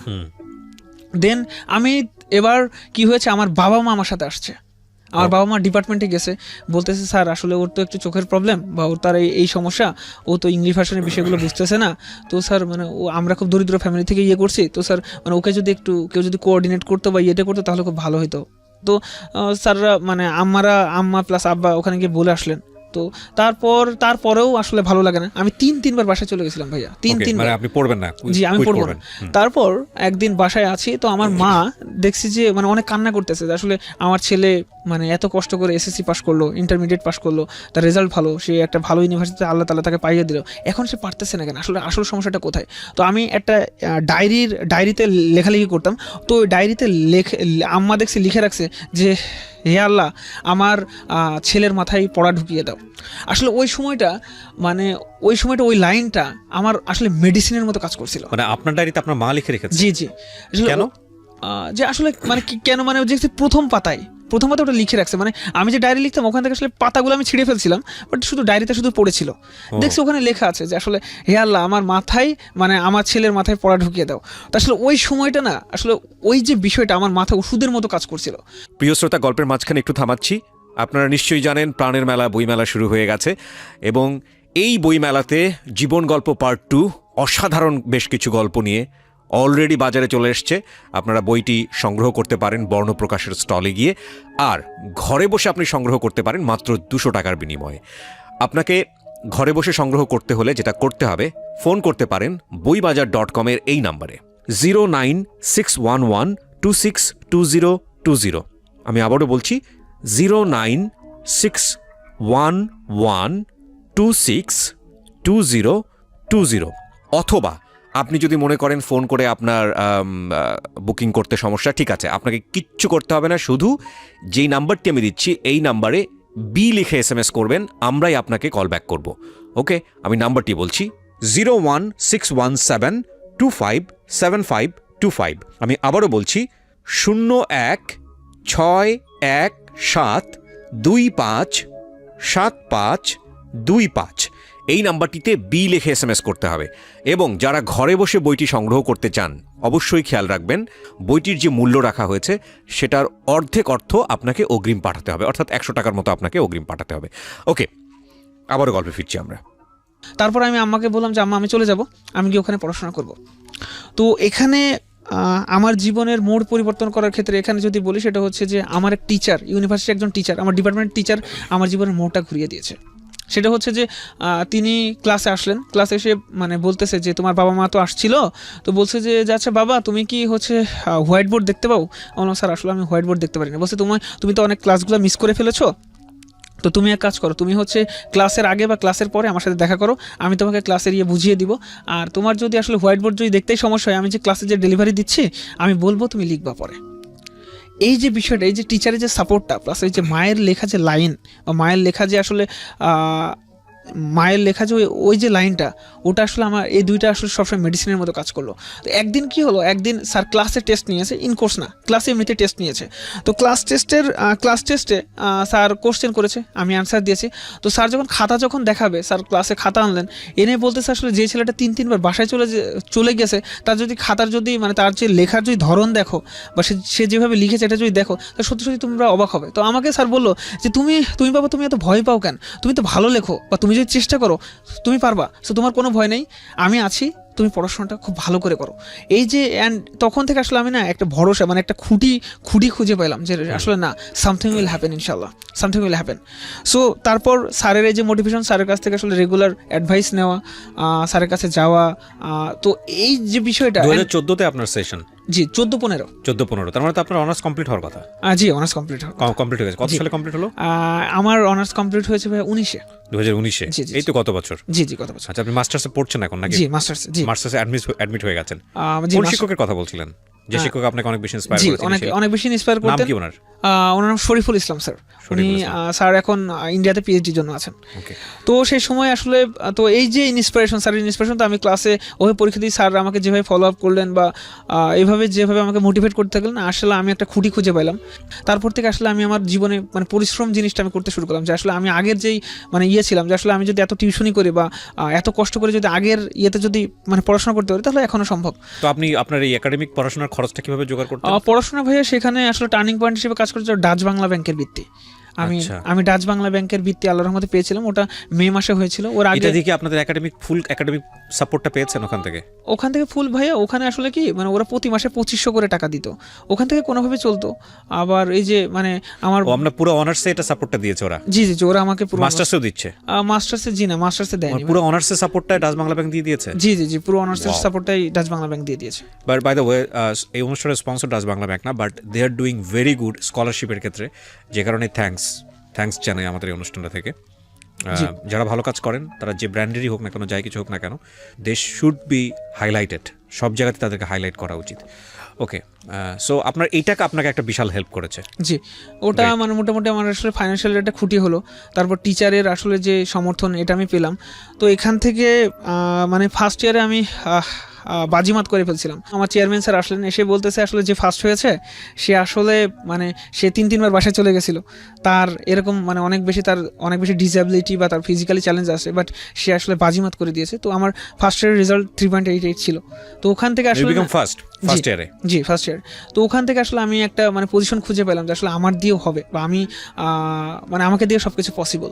সো ওখান থেকে আসলে মানে আমার জীবনের খুঁটি খুঁজে পেলাম। আমি ইন্টারন্যাশনাল রিলেশনস নিয়ে পড়ছি। আমি ইন্টারন্যাশনাল রিলেশনসকে আসলে অনেক ভালো করে জানার চেষ্টা করেছি, অনেক ভালো করে বোঝার চেষ্টা করেছি। ফাইনালি যেটা হলো যে আপনি অনার্স কমপ্লিট করলেন একটা ভালো রেজাল্ট নিয়ে। জি, অনার্স আমি ওখানে সফল হয়েছি। আর আমি আসলে ইন্টারন্যাশনাল রিলেশনসকে খুব ভালো করে জানার চেষ্টা করেছি। এবং ও প্রথম সারির মধ্যে আছে? জি, আল্লাহর রহমতে রেজাল্টে প্রথম সারির মধ্যে আছে। That's G. Really awesome. কত পেলেন আপনি out of 4 A? Out of 4 এ আমার result total 3.80। Excellent, G. Truly excellent, is unthinkable. Wow, জোস। এই তো বলি যে আমাদের আশেপাশে কত হিরো আছে, আর কতবার বলবো বলেন, আমার বলতে ভালো লাগে এগুলা। আর তো আপনার কমপ্লিট হলো 2019 সালে? জি, 2019-এ কমপ্লিট হলো। আমি আসলে সো এখানে একটা বিষয় বলে ফেলা ভালো, সেটা হচ্ছে যে ইউনিভার্সিটি লাইফে আমি বিভিন্ন স্বেচ্ছাসেবী সংগঠনের সাথে কাজ করেছি। তো সবচেয়ে যেটা মানে আমার মানে জীবনের সাথে যেটা জড়িয়ে, সেটা হচ্ছে physically challenge development foundation, PDF. সেখানে আমি অসংখ্য ফিজিক্যালি চ্যালেঞ্জ পিপলদের সাথে মিট করেছি, অনেক ফিজিক্যাল চ্যালেঞ্জ পিপলদের সাথে থেকেছি। ওদের সাথে দেখেছি কি, ওরা যারা ফিজিক্যালি চ্যালেঞ্জ বা যারা ধরেন যাদের মানে একটু আল্লাহ তাআলা মানে আসলে মানুষকে বিভিন্নভাবে পরীক্ষা করে, যারা একটু আসলে মানে একটু কম নিয়ে জন্মায়, যাদের শারীরিক একটু সমস্যা থাকে, যেমন কারো হাত নেই, কারো পা নেই, কারো মুখের সমস্যা, কেউ কথা বলতে পারে না, কেউ কানে শোনে না। এরা কি মানে এরা এই যে মানে ইউনিভার্সিটি গ্রাউন্ডে আসছে অনেক কষ্ট করে, বাট ওরা মানে যতটা না শারীরিক মানে বিষয় নিয়ে ভোগে, তার থেকে অনেক বেশি ভোগে মানসিক সমস্যায়। ওদের আসলে মেন্টাল যে মানে এই যে মানে মেন্টালিটি, ওদের মানে মেন্টালি সবসময় নিচু থাকে ভাইয়া। Because of our society, because of our দৃষ্টিভঙ্গি। সিম্পল কথা হচ্ছে এটা।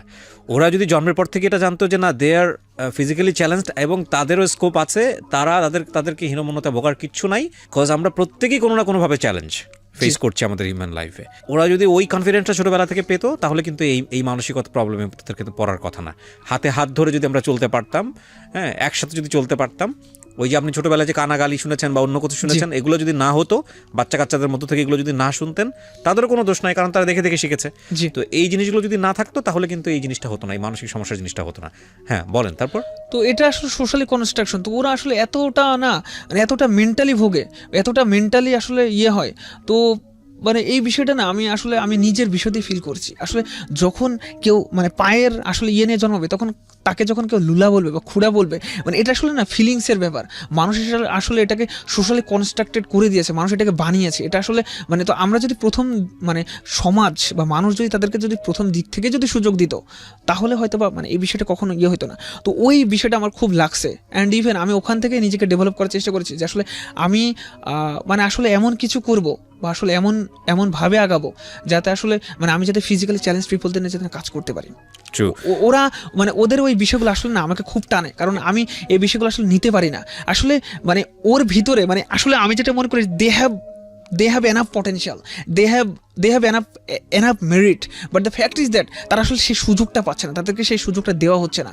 এটা আসলে মানে সবচেয়ে মানে কি বলবো মানে সবচেয়ে আনফর্চুনেট একটা থিং। তারা আসলে মানে পাচ্ছে না। আপনি যদি আমাদের যদি পলিসি লেভেল দেখেন, আমাদের যে ডিসিশন মেকিং দেখেন, বা সব জায়গাতে আপনি কয়জন ডিসেবল বা কয়জন ফিজিক্যাল চ্যালেঞ্জ পিপলদেরকে পাবেন। আমি এই অনুষ্ঠানে একটা জিনিস বলতে চাই, আমাদের মাননীয় প্রধানমন্ত্রী এইসব ব্যাপারে যথেষ্ট রকমের উদার, এবং আমি যদি ভুল না বলে থাকি, আমি আসলে খুব বেশি স্টাডি করি তা না এইসব জায়গাগুলোতে, তবে আমি যদি ভুল না করে থাকি, উনি যতগুলো বিষয়ে ওনার সম্পর্কে পড়েছি, লাইক প্রতিবন্ধীদের নিয়ে ওনার যে অ্যাক্টিভিটিসগুলো, বিশেষ করে ওনার মেয়ে সাইমা ওয়াজেদ পুতুল, সো ওনার যে ব্যাপারগুলো সেগুলো কিন্তু খুবই খুবই মানে আশা জাগানিয়া।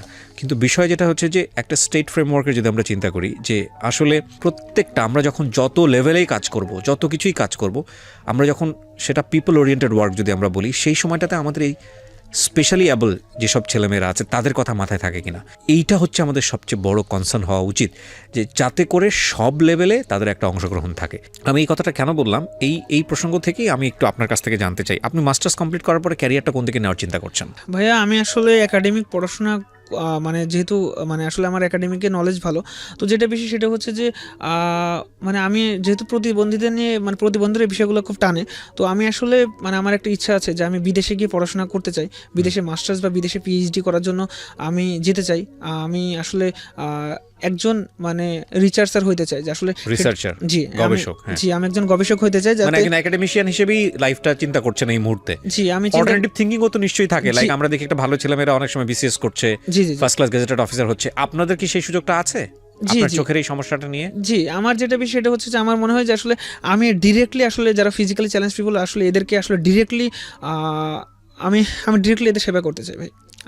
আমার এটাই মাথায় আছে, কিন্তু আসলে দেশ আমাকে অনেক টানে, মাতৃভূমি আসলে আমাকে অনেক বেশি টানে। এজন্য আসলে আমি মাস্টার্স বা পিএইচডি করার পর আমার মানে নিজের দেশে আমি যদি খুব কাছ থেকে যদি আর 10 জনকে যদি হেল্প করতে পারি, তাহলে এটা আসলে আমার জীবনের অনেক বেশি চরম সার্থকতা হয়ে যাবে। আপনার এইম সফল হোক, এবং আমরা মনে করি একজন আগালে পুরো দেশ আগায়, একটা বাতি জ্বললে সেখান থেকে 1000 বাতি জ্বলার সম্ভাবনা থাকে। তো আপনি রাজশাহী থেকে কষ্ট করে এসেছেন, আপনার সঙ্গে আপনি যখন আমাকে মেইল দেন, আপনাকে আমি ডিরেক্টলি আপনার মেইলটা পড়ার সঙ্গে সঙ্গে আমি আপনাকে ফোন দিয়েছিলাম। কিছু কিছু মেইল এমন থাকে যেটা পড়ে আর মানে আর্কাইভে রাখতে ইচ্ছা করে না, সেটা সঙ্গে সঙ্গে ফোন দেয়, তার মধ্যে এটা একটা। তো উনি আমাকে তখন জানালো যে ভাইয়া আমার তো এখন পরীক্ষা চলছে বা সামথিং লাইক দিস, আমি ফেব্রুয়ারির মিডল অফ দ্য ফেব্রুয়ারি বা মার্চের দিকে আসবো। তখন আমি বললাম ঠিক আছে, কোনো সমস্যা নেই, আর নাম্বার থাকলে আপনি যোগাযোগ করেন। কিন্তু উনি সামহাও টাইম ম্যানেজ করে আগেই চলে এসছে, সো উনিও অনুভব করেছে যে না, আমার গল্পটা আগে বলা উচিত। আমি অনেক বেশি ইন্সপায়ার সুলতান আপনার গল্প শুনে, এবং আমি বিশ্বাস করি আপনার এই গল্পটা যখন সোশ্যাল মিডিয়াতে গেল বা আমাদের রেডিওতে প্রচার হচ্ছে, তখন অনেক ছেলে মেয়ে ইন্সপায়ার হবে। যে কোনো প্রতিবন্ধকতাই আসলে কোনো প্রতিবন্ধকতা না, যদি মনের উইল পাওয়ারটা ঠিক থাকে, এটা হচ্ছে সবচেয়ে বড় কিছু। এবং আমি সবসময় যে কথাটা বলি যে আমাদের চারপাশে অনেক হিরো আছে, তাদের কাছ থেকে নেন। ভালো জিনিসটা যদি আপনি খোঁজ করেন, ভালোটাই আপনার সামনে আসবে। আপনি যদি খারাপ জিনিস খোঁজ করেন, নিয়তি এমন একটা ব্যাপার, আপনার সামনে খারাপ জিনিসই দিয়ে দেবে। সুতরাং আমরা ভালোটা খোঁজ করি, হ্যাঁ। এবং আমরা প্রত্যেকটা মানুষ, এভরিবডি কোনো না কোনোভাবে ক্রিটিক্যাল সিচুয়েশন পার করতেছি, কোনো না কোনোভাবে পিছিয়ে আছি। কিন্তু জীবনে একটা জায়গায় নিজেকে দাঁড় করানোর জন্যে, ভালোভাবে লাইফটা লিড করার জন্যে, একটা পজিটিভ ভাইব নেবার জন্যে যদি কোনো মানুষকে অনুসরণ করতে হয়, ফার্স্ট আপনি আপনার চারপাশে কারা ভালো করছে তাদেরকে অনুসরণ করেন। এতে করে হবে কি, লাইফটা অনেক বেশি ইজি হয়ে যাবে। আপনি যদি টার্গেট করে ফেলেন যে আপনি জীবনে কেএফসির মতো মালিক হবেন, কিংবা আপনি যদি বিল গেটসের মতো বড় কিছু করতে চান, কিংবা আপনি রবার্ট ব্রুসের মতো অধ্যবসায় আপনার মধ্যে নিয়ে আসতে চান, কিংবা আপনি মহাত্মা গান্ধীর মতো একদম বিশাল বড় মাপের পলিটিশিয়ান হতে চান, যারা আমাদের সামনে সবসময় এই যে আমরা পড়েছি ছোটোবেলায় রচনা, তাহলে লাইফটা অনেক ডিফিকাল্ট হয়ে যাবে। আমি বলছি না যেটা সম্ভব না, বিকজ মানুষই তো হয়, কিন্তু life will be much more difficult. এবং তখন আপনি যে হোঁচটটা খাবেন, সেটা আপনার জন্য অনেক বেশি নেগেটিভ হতে পারে। সুলতান কবিরকে যদি আপনি অনুসরণ করেন, বা আমাদের চারপাশে যারা সাধারণ মানুষ আছেন, যারা জীবনটাকে অনেকভাবে পজিটিভভাবে দেখছেন, তাদেরকে যদি আপনারা অনুসরণ করেন, তাহলে লাইফটা অনেক বেশি ইজি হবে। সো সুলতান কবির, আপনার কাছে আমার প্রশ্ন যে আপনি কেন আসলেন এই অনুষ্ঠানে? আমি এসেছি যে মানুষকে মোটিভেট করতে, কারণ আমি আমার জীবনে আসলে অনেক কিছু ফেস করেছি। আমার আর্থিক দুরবস্থা ছিল, আমার শারীরিক প্রতিবন্ধকতা ছিল, এটা এখনও আছে। কিন্তু যেটা বেশি সেটা হচ্ছে আমি মানে আমার মনের ভিতর দিয়ে যেটা ফিল করছি সেটা হচ্ছে যে আসলে এডুকেশন, এই যে নেলসন ম্যান্ডেলার ভাষায় একটা কথা আছে যে আসলে education is the most powerful weapons which you can use to change the world. তো এই যে এডুকেশন মানুষের আসলে জীবনকে কীভাবে পরিবর্তন করে দিতে পারে, আসলে মানুষের জীবন কীভাবে একটা মোড় থেকে আরেকটা মোড়ে করতে পারে, সেটা এই যে এডুকেশন, এটা আমার জীবনের আসলে গেম চেঞ্জার। সো আমি আসলে মানুষের কাছে এটাই মেসেজ দিতে চাই যে আসলে will power is a great power. আমি আসলে একটাই বলতে চাই, সেটা হচ্ছে যে ফিজিক্যালি চ্যালেঞ্জড, আর্থিক দুরবস্থা বা অনেক বেশি ভেঙে পড়েছেন, অনেক বেশি ডিপ্রেশনের ভিতরে আছেন, কখনো আসলে পরাজয় মেনে নেন না। কারণ আসলে পরাজয় মেনে নেওয়া আসলে জীবনের কোনো ধরনের কোনো পার্ট হইতে পারে না। আসলে পরাজয় মেনে নেওয়া জীবনের কোনো সলিউশন হইতে পারে না। জীবনের সলিউশন ওইটাই যুদ্ধ করে যাওয়া, শেষ নিঃশ্বাস পর্যন্ত যুদ্ধ করে যাওয়া, শেষ নিঃশ্বাস পর্যন্ত হাল না ছাড়া, never give up, never and ever give up. কারণ while there is life there is hope. আমার যে লক্ষ্যটা আছে, আমার যে উদ্দেশ্যটা আছে, আমি সেটাকে অনেক ভালো করে ইয়ে করবো ইনশাল্লাহ। আমি ইস্টাবলিশ হয়ে আমার নিজের জন্য কাজ করব এবং ফিজিক্যাল চ্যালেঞ্জ মানুষের জন্য কাজ করব। জি, থ্যাংক ইউ সুলতান কবির। আমার মনে হয় আপনি আমার থেকে অসাধারণ করে বলেছেন এবং I am really motivated by you.